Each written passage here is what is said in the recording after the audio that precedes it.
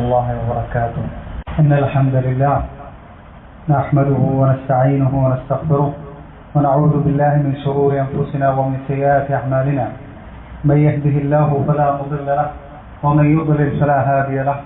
وأشهد أن لا إله إلا الله وحده لا شريك له وأشهد أن محمدا عبده ورسوله صلى الله عليه وعلى آله وأصحابه وسلم تسليما كثيرا. أما بعد، فنسأل الله تبارك وتعالى أن يمن علينا بالعلم النافع والعمل الصالح وأن يرزقنا الإخلاص في القول والعمل. قال الله عز وجل: ولا تلبسوا الحق بالباطل وتكتموا الحق وأنتم تعلمون. സഹോദരന്മാരെ, സുഹൃത്തുക്കളെ, നബി സല്ലല്ലാഹു അലൈഹി വസല്ലമ വഫാത്താകുന്നതിന് മുമ്പ് ഈ ദീൻ പൂർത്തീകരിക്കപ്പെട്ടിട്ട് ഈ ഉമ്മത്തിന് കൈമാറിയിട്ടാണ് അവിടുന്ന് വഫാത്തായി പോയിട്ടുള്ളത്. അതിനെ സംബന്ധിച്ചാണ് അല്ലാഹു സുബ്ഹാനഹു വ തആല പറഞ്ഞിട്ടുള്ളത്: അൽയൗമ അക്മൽതു ലക്കും ദീനക്കും വഅത്മംതു അലൈക്കും നിഅമതി വറദീതു ലക്കുമുൽ ഇസ്ലാമ ദീന. ഇന്നേ ദിവസം ഞാൻ നിങ്ങൾക്ക് നിങ്ങളുടെ ദീൻ പൂർത്തീകരിച്ചു തന്നിട്ടുണ്ട് എന്ന് അല്ലാഹു സുബ്ഹാനഹു വ തആല പറഞ്ഞിട്ടുണ്ട്. ആ പൂർത്തീകരിക്കപ്പെട്ടുള്ള ദീനിൽ ഏറ്റവും പരിപൂർണമായി പരാമർശിക്കപ്പെട്ടുള്ള വിഷയം എന്ന് പറയുന്നത്, അള്ളാഹുവിന്റെ റസൂൽ ഏറ്റവും ഊന്നൽ നൽകിയിട്ടുള്ള കാര്യം തൗഹീദാണ്, അഖീദയാണ്, അല്ലെ, വിശ്വാസ കാര്യങ്ങളാണ്. മക്കയിൽ നബി സല്ലല്ലാഹു അലൈഹി വസല്ലമ 13 വർഷക്കാലം ഈ ഒരു തൗഹീദിനാണ് ഊന്നൽ നൽകിയിട്ടുള്ളത്, അതിലേക്കുള്ള ദഅവത്ത്. ആ വിഷയം ഈ ഉമ്മത്തിന് വളരെ കൃത്യമായി പഠിപ്പിച്ചു കൊടുക്കുകയാണ് ചെയ്തിട്ടുള്ളത്. അതുപോലെ തന്നെ വിശ്വാസ കാര്യങ്ങൾ, അള്ളാഹുവിലുള്ള വിശ്വാസം, അവന്റെ അസ്മാ സിഫാത്തുകൾ, അവന്റെ നാമങ്ങൾ, ഗുണവിശേഷണങ്ങൾ, അവന്റെ പ്രവൃത്തികളെ സംബന്ധിച്ചുമൊക്കെയുള്ള വിശദമായ വിശ്വാസ കാര്യങ്ങളാണ് നബി സല്ലല്ലാഹു അലൈഹി വസല്ലമ മക്ക കാലയളവിലുടനീളം ഈ ഉമ്മത്തിന് പഠിപ്പിച്ചിട്ടുള്ളത്. പിന്നീട് മദീനയിലേക്ക് വന്നതിന് ശേഷവും ശരീഅത്ത് നിയമങ്ങളൊക്കെ നിയമമാക്കപ്പെടുകയും അത് പഠിപ്പിക്കുന്നതിന്റെ കൂട്ടത്തിൽ തന്നെ ആ വിഷയത്തിൽ ഏറ്റവും ഊന്നൽ നൽകിയിട്ടുള്ളത്, ആ ശരീഅത്തിൽ തന്നെ മുഴച്ചു നിൽക്കുന്നത് എന്താണ്? ഇസ്ലാമിക വിശ്വാസവും അതുപോലെ തന്നെ തൗഹീദാണ് ഏറ്റവും എന്ത് ചെയ്യുന്നത്, ഉയർന്നു നിൽക്കുന്നത്. അതിനു വേണ്ടിയിട്ടാണ് നബി സല്ലല്ലാഹു അലൈഹി വസല്ലമ മുശ്രിക്കുകളോട് യുദ്ധം ചെയ്തിട്ടുള്ളത്, പല നാടുകളിൽ പോയിട്ട് യുദ്ധം ചെയ്തിട്ടുള്ളത്, പല രാജാക്കന്മാർക്ക് കത്തെഴുതിയതൊക്കെ ഈ ഒരു വിഷയത്തിലാണ്. മാത്രമല്ല, നബി സല്ലല്ലാഹു അലൈഹി വസല്ലമയുടെ ദഅവത്തിന്റെ ഏറ്റവും വലിയ പ്രത്യേകത എന്ന് പറയുന്നത് ശിർക്കിലേക്ക് നയിക്കുന്ന, അതുപോലെ ഈ അഖീദക്ക് ഭംഗം വരുത്തുന്ന ഏതൊരു പഴുതുകളുണ്ടോ ആ പഴുതുകളെല്ലാം ഭദ്രമായി അടച്ചുകൊണ്ടാണ് നബി സല്ലല്ലാഹു അലൈഹി വസല്ലമ വഫാത്തായി പോയിട്ടുള്ളത്. വഫാത്താകുന്നതിന് മുമ്പായിട്ട് വിഗ്രഹങ്ങൾ നബി സല്ലല്ലാഹു അലൈഹി വസല്ലമയുടെ പരിശുദ്ധമായ കൈകൾ കൊണ്ട് തന്നെ വിഗ്രഹങ്ങൾ തച്ചുടച്ചിട്ടുണ്ട്. അതുപോലെ തന്നെ സഹാബത്തിനെ നബി സല്ലല്ലാഹു അലൈഹി വസല്ലമ പറഞ്ഞയച്ചു കെട്ടി ഉയർത്തപ്പെട്ടുള്ള ഖബറുകൾ, ആരാധിക്കപ്പെടുന്ന ഖബറുകളും ദർഗകളും തച്ചുടയ്ക്കാൻ വേണ്ടിയിട്ട് നബി സല്ലല്ലാഹു അലൈഹി വസല്ലമ തന്റെ സഹാബത്തിനെ നിയോഗിച്ചിട്ടുണ്ട്. അപ്പോ ഈ ഒരു ദീൻ, അതിലേറ്റവും പ്രാധാന്യമുള്ള, ഏറ്റവും വ്യക്തമായ രൂപത്തിൽ പഠിപ്പിക്കപ്പെട്ടുള്ള വിഷയം, നബി സല്ലല്ലാഹു അലൈഹി വസല്ലം ഏറ്റവും ഊന്നൽ നൽകിയിട്ടുള്ള ഈ വിശ്വാസ കാര്യങ്ങൾ, ആ ഒരു കാര്യം പരിപൂർണമായിട്ട് സഹാബത്ത് നബി സല്ലല്ലാഹു അലൈഹി വസല്ലമയിൽ നിന്ന് അത് ഏറ്റെടുത്തു, അത് പഠിച്ചു, വ്യക്തമായി അവർ പഠിച്ചു. അവരെ സംബന്ധിച്ചിടത്തോളം അല്ലാഹു സുബ്ഹാനഹു വ തആല അവർക്ക് സാക്ഷ്യം നൽകി, വമാ ബദ്ദലു തബ്ദീല, അവർ ഒരു നിലക്കും ഒരു മാറ്റവും അതിൽ വരുത്തിയിട്ടില്ല. നബി സല്ലല്ലാഹു അലൈഹി വസല്ലം എന്താണോ പഠിപ്പിച്ചിട്ടുള്ളത്, എന്താണോ വിശ്വാസപരമായി പഠിപ്പിച്ചിട്ടുള്ളത്, സുന്നത്തായി പഠിപ്പിച്ചിട്ടുള്ളത്, എല്ലാ കാര്യങ്ങളും അവർ അതിൽ കൃത്യമായിട്ട് നബി സല്ലല്ലാഹു അലൈഹി വസല്ലമയെ ഫോളോ ചെയ്തു. വമാ ബദ്ദലു തബ്ദീല, അതിലൊരു മാറ്റവും അവർ വരുത്തിയിട്ടില്ല, ഒരു ബിദ്അത്തും അവർ കൊണ്ടുവന്നിട്ടില്ല എന്നുള്ളതാണ്. അതുകൊണ്ട് തന്നെ സഹാബത്തിന്റെ ഭാഗത്തു നിന്ന് ഒരു ബിദ്അത്ത് വന്നിട്ടില്ല എന്ന് നമുക്ക് എന്ത് ചെയ്യാൻ പറ്റും, ഈ ആയത്തിന്റെ അടിസ്ഥാനത്തിൽ വ്യക്തമാക്കി പറയാൻ സാധിക്കും. അതുപോലെ തന്നെ അല്ലാഹു സുബ്ഹാനഹു വ തആല അവരുടെ വിശ്വാസ കാര്യങ്ങളെ സംബന്ധിച്ച് തൃപ്തിപ്പെട്ടിട്ടുണ്ട് എന്ന് അല്ലാഹു പറഞ്ഞു, റളിയല്ലാഹു അൻഹും വറദു അൻഹു. അല്ലാഹു അവരെ സംബന്ധിച്ചും അവരുടെ വിശ്വാസ കാര്യങ്ങളെ സംബന്ധിച്ചും തൃപ്തിപ്പെട്ടിട്ടുണ്ട്, അവർ അല്ലാഹുവിനെ സംബന്ധിച്ചും എന്ത് ചെയ്തിട്ടുണ്ട്, തൃപ്തിപ്പെട്ടിട്ടുണ്ട്. ആ ഒരു വിശ്വാസ നബി സല്ലല്ലാഹു അലൈഹി വസല്ലം പഠിപ്പിച്ചിട്ടുള്ള വിശ്വാസ കാര്യങ്ങൾ, തൗഹീദിയായിട്ടുള്ള ഇൽമുകൾ, അത് സഹാബത്ത് കൃത്യമായിട്ട് അത് മനസ്സിലാക്കുകയും അതിനുശേഷമുള്ള താബിഈങ്ങൾക്കൊക്കെ എന്ത് ചെയ്തിട്ട് കൈമാറിയിട്ടുണ്ട്. അവരുടെ വിശ്വാസം എന്ത് ചെയ്തിട്ടുണ്ട്, താബിഈങ്ങളുടെ കാലത്തൊക്കെ എന്ത് ചെയ്തിട്ടുണ്ട്, ആ കാലഘട്ടത്തിലുള്ള പ്രമുഖരായിട്ടുള്ള ഉലമാക്കള് സഹാബത്തിന്റെ വിശ്വാസം ഗ്രന്ഥരൂപത്തിൽ എന്ത് ചെയ്തിട്ട് രചിച്ചിട്ടുണ്ട്. ആ ഗ്രന്ഥങ്ങളാണ് നമ്മുടെ മുമ്പിൽ ഇന്ന് നമ്മുടെ കൈകളിൽ നമുക്ക് ലഭ്യമായിട്ടുള്ള ഗ്രന്ഥങ്ങളാണ്. ആ ഗ്രന്ഥങ്ങളെല്ലാം തന്നെ അതിൽപ്പെട്ടതാണ് കിതാബു ശരിഅ. ഇമാം ആജുബി റഹിമഹുല്ലാഹ് രചിച്ചിട്ടുള്ള കിതാബു ശരിഅ എന്ന് പറയുന്നത്. അതിൽ നബി സല്ലല്ലാഹു അലൈഹി വസല്ലം എന്തൊക്കെയാണോ വിശ്വാസപരമായിട്ട് പഠിപ്പിച്ചിട്ടുള്ളത്, അള്ളാഹുവിനെ സംബന്ധിച്ച്, അവന്റെ സിഫാത്തുകളെ സംബന്ധിച്ചും അവന്റെ അഫ്ആലുകളെ സംബന്ധിച്ചും ഒക്കെ എന്താ പഠിപ്പിച്ചിട്ടുള്ളത്, അതെല്ലാം തന്നെ ആ ഗ്രന്ഥത്തിലുണ്ട്. സഹാബത്ത് എന്തെല്ലാണോ വിശ്വസിച്ചിട്ടുള്ളത് ഈ ഗ്രന്ഥത്തിൽ നമുക്ക് കാണാൻ സാധിക്കും.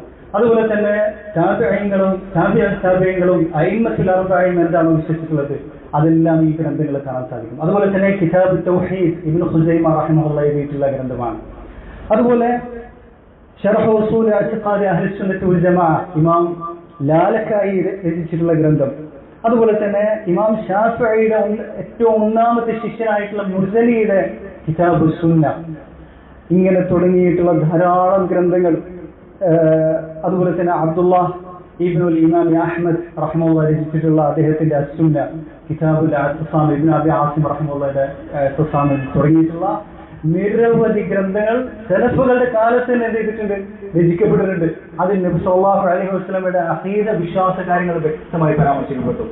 സഹാബത്തിന്റെയും സലഫുകളുടെയും അയിമ്മത്തുകളുടെയും അഖീദ സനദോടുകൂടി യാതൊരു തരത്തിലുള്ള മാറ്റത്തിരുത്തലുകളും കൂടാതെ നമുക്ക് വ്യക്തമായി പരിശോധിക്കാൻ പറ്റുന്ന രീതിയിൽ നമുക്ക് കൈമാറി കിട്ടിയിട്ടുണ്ട്. ആ അഖീദയാണ് ഈ ഗ്രന്ഥങ്ങളിലൊക്കെ പരാമർശിക്കപ്പെട്ട അഖീദ.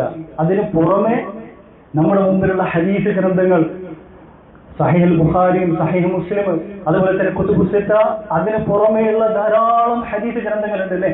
ഈ ഹദീസ് ഗ്രന്ഥങ്ങളുടെ മുഖ്യ പ്രതിപാദ്യ വിഷയം എന്ന് പറയുന്നത് വിശ്വാസ കാര്യങ്ങളാണ്. തൗഹീദാണ് ഏറ്റവും വലിയ പ്രതിപാദ്യ വിഷയം എന്ന് പറയുന്നത്.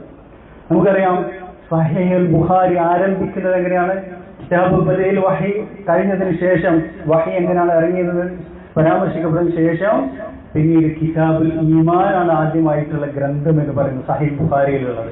അതുപോലെ തന്നെ സഹീഹ് മുസ്ലിമിലുള്ള ആദ്യത്തെ ഗ്രന്ഥം എന്ന് പറയുന്നത് എന്താണ്, കിതാബുൽ ഈമാൻ തന്നെയാണ്. മാത്രമല്ല ഈ ഗ്രന്ഥങ്ങളിലെല്ലാം തന്നെ കിതാബ് തൗഹീദ് നമുക്ക് കാണാൻ സാധിക്കും. അതുപോലെ തന്നെ ജഹ്മികൾക്കുള്ള റദ്ദുകളുടെ ഗ്രന്ഥങ്ങൾ ഈ സഹീഹ് ബുഖാരിയിലും മുസ്ലിമിലും ഒക്കെ നമുക്ക് കാണാൻ സാധിക്കും. അപ്പൊ ഈ ഹദീസ് ഗ്രന്ഥങ്ങളിലെല്ലാം തന്നെ ഈ റസൂലുള്ളാഹി സ്വല്ലല്ലാഹു അലൈഹി വസല്ലം പഠിപ്പിച്ചിട്ടുള്ള അഖീദ, സഹാബത്ത് വിശ്വസിച്ചിട്ടുള്ള അഖീദ നമുക്ക് കാണാൻ സാധിക്കും. ഈ അഖീദയാണ് പിന്നീട് ശൈഖുൽ ഇസ്ലാം ഇബ്നു തൈമിയ്യ റഹിമഹുല്ലാഹ് എന്ത് ചെയ്തിട്ടുള്ളത്, വിശദീകരിച്ചിട്ടുള്ളത്. അതിനു വേണ്ടിയിട്ടാണ് അദ്ദേഹം ഇത് ജനങ്ങളെ വീണ്ടും പഠിപ്പിക്കുന്നതിന് വേണ്ടിയിട്ടാണ് ശൈഖുൽ ഇസ്ലാം ഇബ്നു തൈമിയ്യ നൂറ്റാണ്ടുകൾക്ക് ശേഷം എന്ത് ചെയ്തിട്ടുള്ളത്, ഈ ഉമ്മത്തിന് മുമ്പിൽ എഴുന്നേറ്റ് നിന്നിട്ടുള്ളത്. ആ ശൈഖുൽ ഇസ്ലാം ഇബ്നു തൈമിയ്യ അദ്ദേഹത്തിന്റെ ഗ്രന്ഥങ്ങളിൽ നമുക്ക് ഉടനീളം കാണാൻ സാധിക്കുന്നത് മേൽ പറയപ്പെട്ടുള്ള ഞാൻ പറഞ്ഞിട്ടുള്ള ഗ്രന്ഥങ്ങളിൽ നിന്നുള്ള ഉദ്ധരണികളാണ് നമുക്ക് കാണാൻ സാധിക്കുന്നത്. സലഫുകളിൽ നിന്നുള്ള, സഹാബത്തിൽ നിന്നും, അയിമ്മത്തുൽ അർബഈനിൽ നിന്നൊക്കെയുള്ള ഉദ്ധരണികളാണ് കാണാൻ സാധിക്കുന്നത്. അതാണ് സലഫി അഖീദ എന്ന് പറയുന്നത്. നബി സല്ലല്ലാഹു അലൈഹി വസല്ലം പഠിപ്പിച്ച് സഹാബത്ത് അത് മനസ്സിലാക്കുകയും ശേഷമുള്ള താബിഈങ്ങൾക്ക് കൈമാറി നൽകിയിട്ടുള്ള ആ അഖീദയാണ് സലഫി അഖീദ എന്ന് പറയുന്നത്. യാതൊരു മാറ്റത്തിരുത്തലുകൾ വരാത്ത വ്യക്തമായിട്ടുള്ള അഖീദ എന്ന് പറയുന്നത്. നബി സല്ലല്ലാഹു അലൈഹി വസല്ലം തറകന അലൽ ബൈദാ, ഏറ്റവും തൂവെള്ളയായ ഒരു പാതയിലാണ് നമ്മൾ വിട്ടേച്ചു പോയിട്ടുള്ളത് അല്ലേ. ലൈലുഹാ കനഹാരിഹ, ആ ഒരു പാതയിൽ രാത്രി പോലും എന്താണ്, പകൽ പോലെ വ്യക്തമാണ് എന്നാണ് പറഞ്ഞിട്ടുള്ളത്. അങ്ങനെയുള്ള ആ ഒരു പാതയിലാണ് ചെയ്തിട്ടുള്ളത് പിന്നീട് ഈ ശൈഖുൽ ഇസ്ലാം ഇബ്നു തൈമിയ്യ വന്നിട്ടുള്ളത്. ഇനി മറ്റൊരു പാതയെ സംബന്ധിച്ച് നമുക്ക് പരിചയപ്പെടാൻ സാധിക്കും. അതാണ് കഴിഞ്ഞ ക്ലാസ്സിൽ ഞാൻ പറഞ്ഞത്, അബ്ബാസി ഖലീഫയായിട്ടുള്ള മഅ്മൂനിന്റെ നേതൃത്വത്തിൽ എന്ത് ചെയ്തിട്ടുണ്ട്, രണ്ടാം നൂറ്റാണ്ടിന്റെ അവസാനത്തിൽ ഗ്രീക്ക് ഫിലോസഫി ഗ്രന്ഥങ്ങൾ എന്ത് ചെയ്തു, വ്യാപകമായിട്ട് അറബി ഭാഷയിലേക്ക് വിവർത്തനം ചെയ്യപ്പെട്ടിരുന്നു.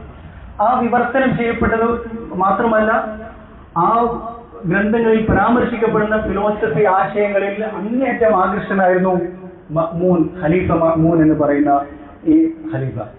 എന്നിട്ട് അദ്ദേഹം എന്ത് ചെയ്തു, അദ്ദേഹത്തിന്റെ അധികാരത്തിന്റെ കീഴിലുള്ള നാടുകൾ, മുസ്ലിം നാടുകൾ മുഴുവൻ ഖിലാഫത്തിന്റെ കീഴിലാണ്, നമുക്കറിയാവുന്നതാണ്. ആ നാടുകളിലെല്ലാം തന്നെ ഈ അഖീദ എന്ത് ചെയ്തു? അദ്ദേഹം വാളുകൊണ്ട് നടപ്പിലാക്കി എന്നുള്ളതാണ്. അത് സ്വീകരിക്കാത്തവരെല്ലാം എന്ത് ചെയ്യാണ്?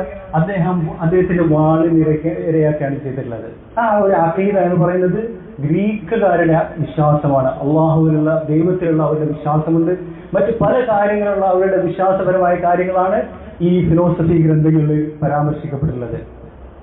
അതിനെതിരെയാണ് ഇമാമുന ശാഫിഈ റഹിമഹുല്ലാഹ് എഴുന്നേറ്റ് നിന്നത്. അദ്ദേഹം ശക്തമായിട്ട് അതിനെതിരെ ഫൈറ്റ് ചെയ്തിട്ടുണ്ട്. പക്ഷെ അദ്ദേഹം അതിന്റെ തുടക്കകാലത്ത് തന്നെ വഫാത്തായി പോയി. പിന്നീട് അതിനെതിരെയുള്ള യുദ്ധത്തിന് നേതൃത്വം കൊടുത്തുള്ളത് ഇമാം അഹ്മദ് ബിൻ ഹംബൽ റഹിമഹുള്ളയാണ്. അദ്ദേഹം ഈ ഒരു വിശ്വാസധാരത്തിന് എതിരിൽ എന്തെങ്കിലും ശക്തമായി നിലകൊണ്ടു. അതിന്റെ പേരിൽ ഏൽക്കേണ്ടി വന്നിട്ടുള്ള പീഡനങ്ങൾക്കും യാതനകൾക്കും കണക്കില്ല എന്നുള്ള കാര്യം നമ്മൾ കഴിഞ്ഞ ക്ലാസ്സിൽ വിവരിച്ചിട്ടുള്ളതാണ്. പിന്നീട് ഈ ഒരു അഖീദയാണ് എന്ത് ചെയ്തിട്ടുള്ളത്? ഈ ഗ്രീക്കുകാരുടെ ഈ ഒരു അഖീദ തന്നെയാണ് അശ്അരികളെന്ന് നമ്മൾ ഓമന പേര് വിട്ട് വിളിക്കുന്ന ആധുനിക ഈ സൂഫികൾ. അശ്അരികൾ അവർ ഒരു രീതിയിൽ അശ്അരികളുമാണ്, സൂഫികളുമാണ്. അവർ ഈ ഒരു അഖീദയാണ് സ്വീകരിച്ചിട്ടുള്ളത്. അത് നമുക്ക് വ്യക്തമായിട്ട് നമുക്ക് മനസ്സിലാക്കാൻ സാധിക്കുന്ന കാര്യമാണ്. മാത്രമല്ല, ഈ സൂഫിസത്തെ സംബന്ധിച്ച് പറയുന്ന സമയത്ത് അതിൽ സൂഫിസം ഈ സൂഫികളായ ആളുകൾ അതൊക്കെ ഇസ്ലാമീകരിക്കാൻ വേണ്ടിയിട്ടാണ് ശ്രമിക്കുന്നത്. എന്നിട്ട് അവരിതെങ്ങനെങ്കിലും അറബി ഭാഷയിൽ ഇതിനെ എന്ത് ചെയ്യണം? കുത്തിക്കയറ്റാൻ ശ്രമിക്കുകയാണ്. ഏതെങ്കിലും ഒരു അറബി പദത്തോട് യോജിപ്പുണ്ടോ എന്ന് പരിശോധിച്ച് നോക്കുകയാണ്. അവർ പറഞ്ഞു ഇത് സൂഫിസം എന്ന് പറഞ്ഞാൽ, സൂഫിയ എന്ന് പറഞ്ഞു കഴിഞ്ഞാല് അഹ്ലുസുഫയുടെ ആളുകളാണ് ഇതെന്ന് പറഞ്ഞു. അങ്ങനെയാണെങ്കിൽ സുഫി എന്നാണ് പറയേണ്ടി വരിക. അതല്ലെങ്കിൽ ഇത് സഫായിന്റെ ആളുകളാണ്, ഹൃദയശുദ്ധിന്റെ ആളുകളാണ് എന്ന് അവർ വാദിച്ചു. അങ്ങനെയൊക്കെ ആണെങ്കിലും ഭാഷയിൽ അത് കറക്റ്റ് ആവില്ല, സഫായി എന്ന് പറയേണ്ടി വരും. ഇങ്ങനെ ഒരു നിലക്കും യോജിക്കുന്നില്ല. ഇങ്ങനെ ഇസ്ലാമീകരിക്കാൻ വേണ്ടിയിട്ട്, ഇതിന് ഇസ്ലാമിന്റെ കുപ്പായം വിരിക്കാൻ വേണ്ടിയിട്ട് അവർ ശ്രമിക്കാൻ ചെയ്യുന്നത്. ഇത് യഥാർത്ഥത്തിൽ ഗ്രീക്ക് എന്ന് വന്നിട്ടുള്ള എന്താണ്? തിയോസഫിയാണ്. ഇന്നും വിദേശ രാജ്യങ്ങൾ അല്ലെങ്കിൽ പാശ്ചാത്യ രാജ്യങ്ങളൊക്കെ പ്രചരിച്ചിട്ടുള്ള തിയോസഫി തന്നെയാണ് എന്തുള്ളത്? ഈ സൂഫിസം എന്ന് പറയുന്നത്. അതുപോലെ തന്നെ ഈ ഗ്രീക്ക് ഫിലോസഫിയുടെ മറ്റ് വിശ്വാസ ആശയങ്ങളാണ് എന്തുള്ളത്? ഈ അശ്അരിയത്തായിട്ട് ഇൽമുൽ കലാമായിട്ട് പിന്നീട് പരിണമിച്ചത് എന്നുള്ളത് നമുക്ക് വ്യക്തമായി കാണാൻ സാധിക്കുന്നതാണ്. പല ദർസുകളിലൊക്കെ തന്നെ പഠിപ്പിക്കുന്ന അൽ ഖുലാസ ഫിൽ ഫൽസഫ എന്ന ഗ്രന്ഥത്തിൽ തന്നെ അത് വ്യക്തമായി പരാമർശിക്കപ്പെട്ടിട്ടുണ്ട്. ഫൽസഫ അത് തന്നെയാണെന്ത്? ഇൽമുൽ കലാം. അരിസ്റ്റോട്ടിലിന്റെ ഫൽസഫ തന്നെയാണ് ഇൽമുൽ കലാം. എന്നാൽ പ്ലാറ്റോണിന്റെ ആധ്യാത്മിക ഒരു മാർഗമാണ്, ആത്മീയ മാർഗമാണത് സൂഫിസം എന്നുള്ളത് വ്യക്തമായി ആ ഗ്രന്ഥത്തിൽ തന്നെ പരാമർശിക്കപ്പെടുന്നത് കാണാൻ സാധിക്കുന്നതാണ്. അങ്ങനെ അതിൽ നിന്നാണ് എന്തുവരുന്നത്? ഈ വിധത്തിലുള്ള എല്ലാ ഖുറാഫാത്തുകളും എല്ലാ ഷിർക്കുകളും ഈ ഉമ്മത്തിലേക്ക് കടന്നു വരുന്നത് ഈ ഗ്രീക്ക് ഫിലോസഫിയിലൂടെയാണ് കടന്നു വരുന്നത്.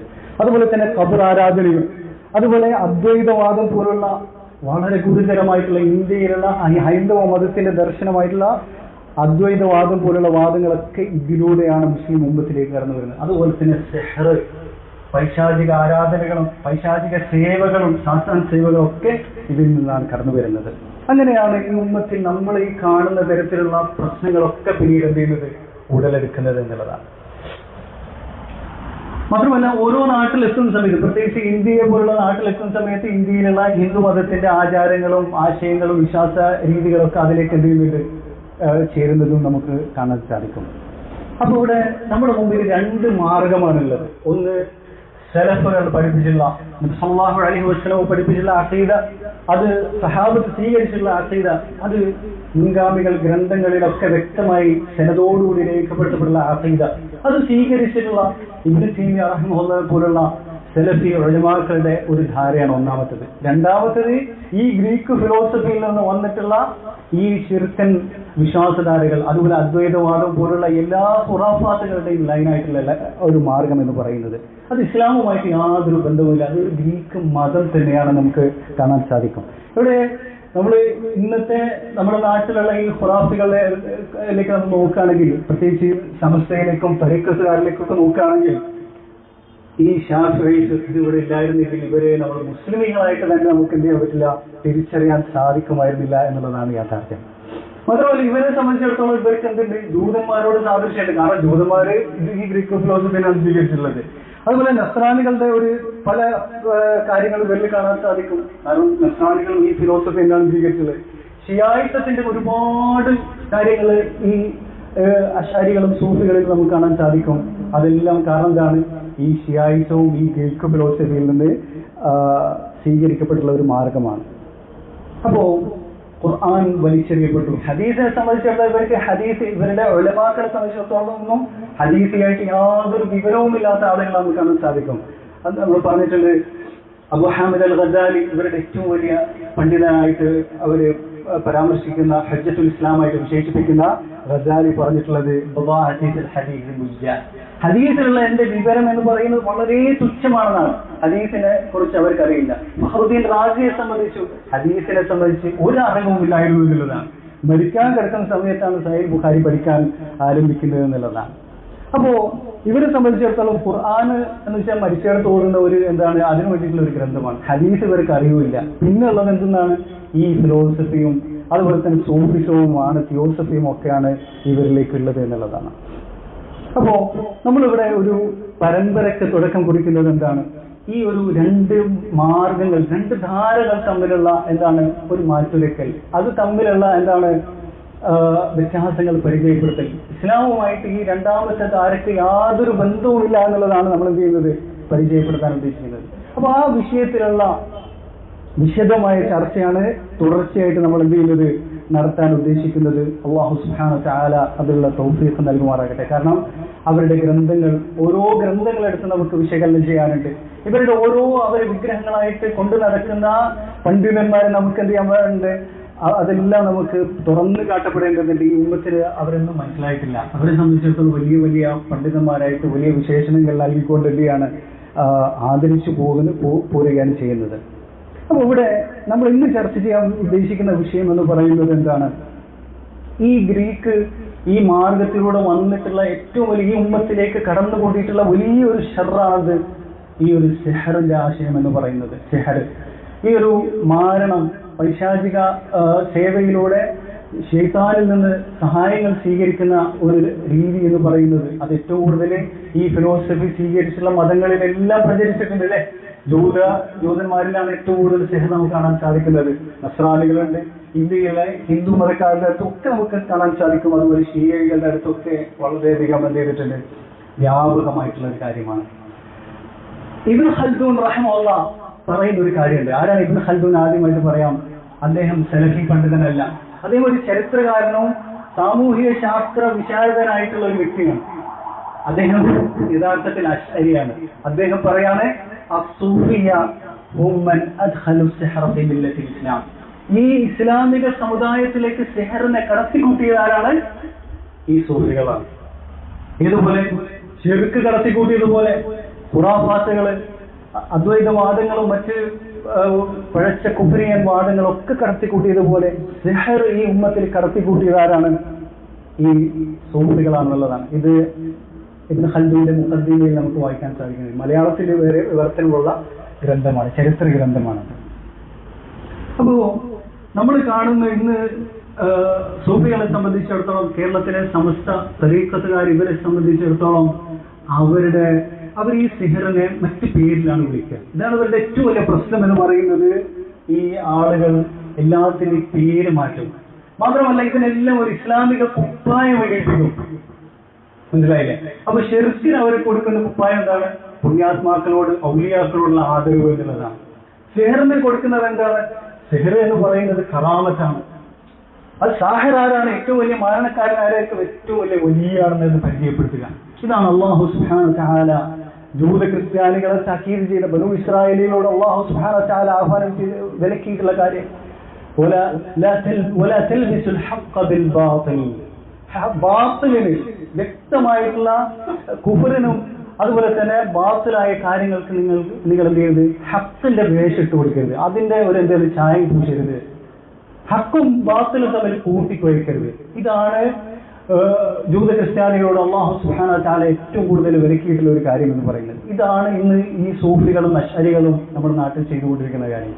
അവർ ഈ കുഫ്രിയത്തുകൾക്കൊക്കെ എന്താണ് ഒരു ഇസ്ലാമിക കുപ്പായം അല്ലെങ്കിൽ അറബി പേരുകൾ അത് ഇട്ട് കൊടുക്കും. പിന്നെ ആളുകൾ വിചാരിക്കും ഇത് വലിയ എന്താണ് മതപരമായിട്ടുള്ള ഒരു സംഗതിയാണെന്ന് കരുതുകയാണ് ചെയ്യുന്നത്. മാത്രമല്ല മറ്റൊരു കൂട്ടർ എന്താ ചെയ്യുന്നത്, അല്ലാഹു സുബ്ഹാനഹു വ തആല വിലക്കിയിട്ടുള്ള കാര്യം ഇതൊക്കെ കുറച്ചെങ്കിലും വിവരമുള്ള ആളുകൾ എന്താ ചെയ്യുന്നത്, ഇത് അറിഞ്ഞിട്ട് മൂടി വെക്കുക എന്നുള്ള കാര്യം. വലാ തക്തുമുൽ ഹഖ്ഖ വഅൻതും തഅലമൂൻ, നിങ്ങൾക്ക് അറിഞ്ഞുകൊണ്ട് നിങ്ങൾ എന്ത് ചെയ്യരുത്, ഹക്ക് മൂടി വെക്കരുത് എന്ന് അല്ലാഹു സുബ്ഹാനഹു വ തആല പറഞ്ഞിട്ടുണ്ട്. അപ്പോ സിഹറിന് പൈശാചിക ആരാധനക്ക് പൈശാചിക സേവക്ക് എന്താണ് വിളിക്കുന്നത്, അത് കറാമത്താണ്, വിലായത്താണ് എന്ന് വിളിക്കുകയാണ്. ഏറ്റവും വലിയ സാഹിർ, ഏറ്റവും കഴിവ് തെളിയിച്ച സാഹിർ വലിയായിട്ട് പരിചയപ്പെടുത്തുകയാണ് ചെയ്യുന്നത്. ഇവിടെ സലഫുകളുടെ കാലത്തുള്ള വിലായത്ത് നമ്മൾ പരിശോധിച്ച് നോക്കാം. ഈ വിലായത്ത് ഖറാമത്തിനെ സംബന്ധിച്ച് ഇൻഷാ അല്ലാഹ് വിശദമായിട്ട് മറ്റൊരിക്കൽ നമുക്ക് പരാമർശിക്കാവുന്നതാണ്. ഞാൻ ചുരുക്കി അതിനെ സംബന്ധിച്ച് പറയാണ്. സലഫുകളുടെ ഖറാമത്തുകൾ ഒരുപാട് ഗ്രന്ഥങ്ങളിൽ എഴുതിയിട്ടുണ്ട്, സനദോടുകൂടി വന്നിട്ടുണ്ട്. ഇമാം ലാലഖായി തന്നെ എഴുതിയിട്ടുള്ള ഖറാമത്ത് അലൗലിയ എന്നുള്ള ഗ്രന്ഥമുണ്ട്. അങ്ങനെ പല ഗ്രന്ഥങ്ങൾ നമുക്ക് കാണാൻ സാധിക്കും. അതിലെല്ലാം കാണാൻ പറ്റുന്ന ഖറാമത്തുകൾ എന്തൊക്കെയാണ്? ഓരോ സലഫുകളിലും വളരെ ഉന്നതിയിലുള്ള ആളുകൾക്ക് അവരുടെ ഖറാമത്തായിട്ട് അത്ഭുതമായിട്ട് വെളിപ്പെട്ടുള്ളത് എന്താണ്? അസത്യത്തിന്റെ മുമ്പിൽ, കുഫറിന്റെ മുമ്പിൽ അള്ളാഹു എന്തെയാണ് ഒരു ഘട്ടത്തിൽ അവരെ സഹായിക്കുന്ന, അവർക്ക് നൽകുന്ന ഒരു തുറവികളാണ് എന്തുള്ളത്, ഖറാമത്ത് എന്ന് പറയുന്നത്. ഉദാഹരണമായിട്ട് അബൂ മുസ്ലിം അൽ ഖൗലാനി റഹിമഹുല്ലാഹ് താബിഈയാണ്. അദ്ദേഹം അബൂബക്കർ റളിയല്ലാഹു അൻഹു അതുപോലെ തന്നെ ഉമർ റളിയല്ലാഹു അൻഹു ഒക്കെ ജീവിച്ചിരിക്കുമ്പോൾ യമനിൽ ജീവിച്ചിരുന്ന ഒരു വ്യക്തിയാണ്. എന്നിട്ട് ഈ അസ്വദ് അൽ അനസി എന്ന് പറയുന്ന ഒരു കള്ളപ്രവാചകൻ ഉണ്ടായിരുന്നു അവിടെ യമനിൽ. അയാള് പിന്നെ എന്ത് ചെയ്യാണ്, ഇയാളെ പരീക്ഷണത്തിന് വിധേയനാക്കുകയാണ്. ഒന്നുകിൽ എന്ത് ചെയ്യാം, ഇയാളെ കള്ളപ്രവാചകനായിട്ടുള്ള അസ്വദ് അൽ അനസിയുടെ പ്രവാചകത്വം അംഗീകരിക്കുക, ഇല്ലെങ്കിൽ കൊന്നുകളയും എന്നുള്ളത് ഭീഷണിപ്പെടുത്താൻ. കാരണം അസ്വദ് അൽ അനസിക്ക് അത്രയും സൗകര്യവും അതുപോലെ തന്നെ അനുയായികളും ഒക്കെ ഉണ്ട്, ആധിപത്യം ഒക്കെ ഉണ്ട്. അങ്ങനെ ഇദ്ദേഹം എന്ത് ചെയ്യാണ്, അത് സ്വീകരിക്കുന്നില്ല. എന്നിട്ട് ഇദ്ദേഹത്തെ വലിയൊരു തീക്കുണ്ടം ഉണ്ടാക്കിയിട്ട് ആ തീയിലേക്ക് എറിയാണ് അസ്വദ് അൽ അനസിയും കൂട്ടാളികളും. പക്ഷേ ആ തീ എന്ത് ചെയ്യാണ്, ഇദ്ദേഹത്തിന് തീപ്പൊള്ളലേക്കുന്നില്ല, വലിയ തീക്കുണ്ടത്തിലേക്ക് എറിയപ്പെടുകയാണ്. ഇബ്രാഹിം അലൈഹി സ്വലാത്തു വസ്സലാമക്ക് തീ പൊള്ളലേൽക്കാത്തതുപോലെ, തീ തണുപ്പും ആശ്വാസവുമായി മാറിയതുപോലെ ഇദ്ദേഹത്തിനും അല്ലാഹു സുബ്ഹാനഹു വ തആല ഒരു അത്ഭുതം നൽകിയ, ഒരു കറാമത്തായിട്ട് നൽകിയത് എന്താണ്, അദ്ദേഹത്തിന് ആ പൊള്ളലേൽക്കുന്നില്ല. അദ്ദേഹം അതിൽ എന്നിട്ട് അദ്ദേഹം എന്തിയാണ് മദീനയിലേക്ക് വരുന്നുണ്ട്. മറ്റൊരു സംഭവം നമുക്ക് കാണാൻ സാധിക്കുന്നത് എന്താണ്, ഇമാം ബുഖാരി തന്നെ അദ്ദേഹത്തിന്റെ അദബുൽ മുഫ്രദിൽ എഴുതിയിട്ടുള്ള ബനൂ ഇസ്രായേലികൾ നടന്നിട്ടുള്ള ഒരു കറാമത്താണ് ജുറൈജിന്റെ സംഭവം. നമ്മൾ എല്ലാവർക്കും അറിയാവുന്ന ഒരു സംഭവമാണ്. ജുറൈജ് എന്ന് പറയുന്നത് വലിയൊരു ആബിദായിട്ടുള്ള വ്യക്തിയാണ്. അദ്ദേഹത്തിന്റെ ഒരു കഥയുടെ അവസാന ഭാഗത്ത് നമുക്ക് കാണാൻ സാധിക്കും, അദ്ദേഹത്തിന്റെ മേല് വ്യഭിചാരിണിയായിട്ടുള്ള ഒരു സ്ത്രീ എന്ത് ചെയ്യാണ്, വ്യഭിചാരം ആരോപിക്കുകയാണ്. എന്നിട്ട് എന്റെ കുട്ടി ഇതായിട്ടുണ്ട്, ഒരു ഗർഭിണിയായിട്ടുള്ള വ്യഭിചാരിണിയായിട്ടുള്ള സ്ത്രീ എന്റെ ഈ ഗർഭം ധരിച്ചുള്ള ഈ കുട്ടി ജുറൈജിൽ നിന്നാണ് ഉണ്ടായിട്ടുള്ളത് എന്ന് ആരോപിക്കുകയാണ്. അങ്ങനെ വലിയൊരു പരീക്ഷണത്തിന് അദ്ദേഹം വിധേയനാക്കപ്പെടുകയാണ് ചെയ്യുന്നത്. അദ്ദേഹത്തിന്റെ ഇത്രയും കാലം ഉണ്ടായിരുന്ന പേരും പെരുമയും എല്ലാം നഷ്ടപ്പെടുകയാണ്. ജനങ്ങളിൽ നിന്നുണ്ടായിരുന്ന പേരും സമ്മതിയും ഒക്കെ നഷ്ടപ്പെടുന്ന ഒരു ഘട്ടമാണ്. അവിടെ ആ ഒരു ഘട്ടത്തില് പ്രസവിച്ചിരിക്കുന്ന കുട്ടിയോട് ജുറൈജ് എന്ത് ചെയ്യാണ്, ചോദിക്കാണ്, മൻ അബൂക്ക്, നിന്റെ വാപ്പാരാണെന്ന് ചോദിക്കുകയാണ്. തൊട്ടിൽ കിടക്കുന്ന കുട്ടി, പ്രസവിച്ച കൈക്കുഞ്ഞായ കുട്ടി എന്ത് പറയാണ്, എന്റെ പിതാവ് ആട്ടിടയായിട്ടുള്ള ആളാണ് എന്റെ പിതാവ് എന്ന് കുട്ടി എന്ത് ചെയ്യാണ്, തൊട്ടിൽ കിടക്കുന്ന കുട്ടി പറയാണ്. അത് ഏത് സന്ദർഭത്തിലാണ്? ഇദ്ദേഹത്തിന്റെ അഭിമാനത്തിന് ക്ഷതം വരുത്തുന്ന വലിയൊരു എന്താണ് സങ്കീർണമായ ഒരു ഘട്ടത്തിലാണ് അള്ളാഹുവിന്റെ തുറവി വരുന്നത്, അല്ലേ? ഇങ്ങനെയുള്ള സംഗതികളൊക്കെയാണ് കറാമത്ത് എന്ന് പറയുന്നത്. ഇങ്ങനത്തെ കറാമത്തുകളാണ് സലഫുകൾക്ക് ഉണ്ടായിട്ടുള്ളത്. ഓരോ വലിയ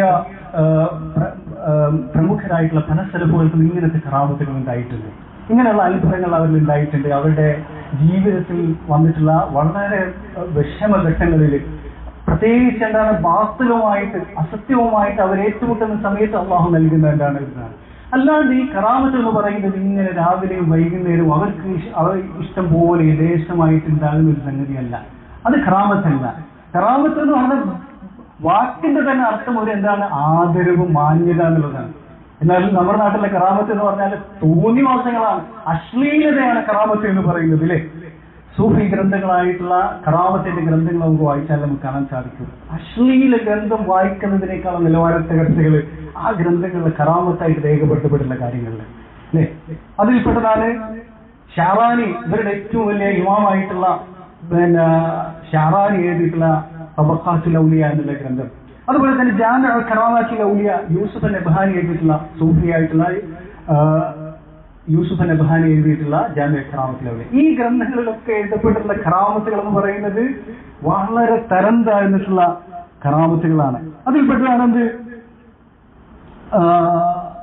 ഒരു വ്യക്തിയുടെ, ഒരു സൂഫിയായിട്ട് അറിയപ്പെടുന്ന ഒരു വ്യക്തിയുടെ ലിംഗം എന്താണ്, അയാൾ ഇങ്ങനെ രണ്ട് കൈ കൊണ്ട് ഇങ്ങനെ പിടിച്ച് വലുതാക്കി കൊണ്ടുവന്നിട്ട് അതുകൊണ്ട് എന്ത് ചെയ്യാണ്, സ്വന്തം ശിഷ്യനെ അടിക്കാൻ ചെയ്യുന്നത്. കുളിമുറിയിൽ വെച്ചിട്ട് ശിഷ്യനെ അടിക്കുകയാണ്. ഇതൊരു കറാമത്തായിട്ട് എന്ത് ചെയ്യുന്നത്, രേഖപ്പെടുത്തുന്നത്. നോക്കണം.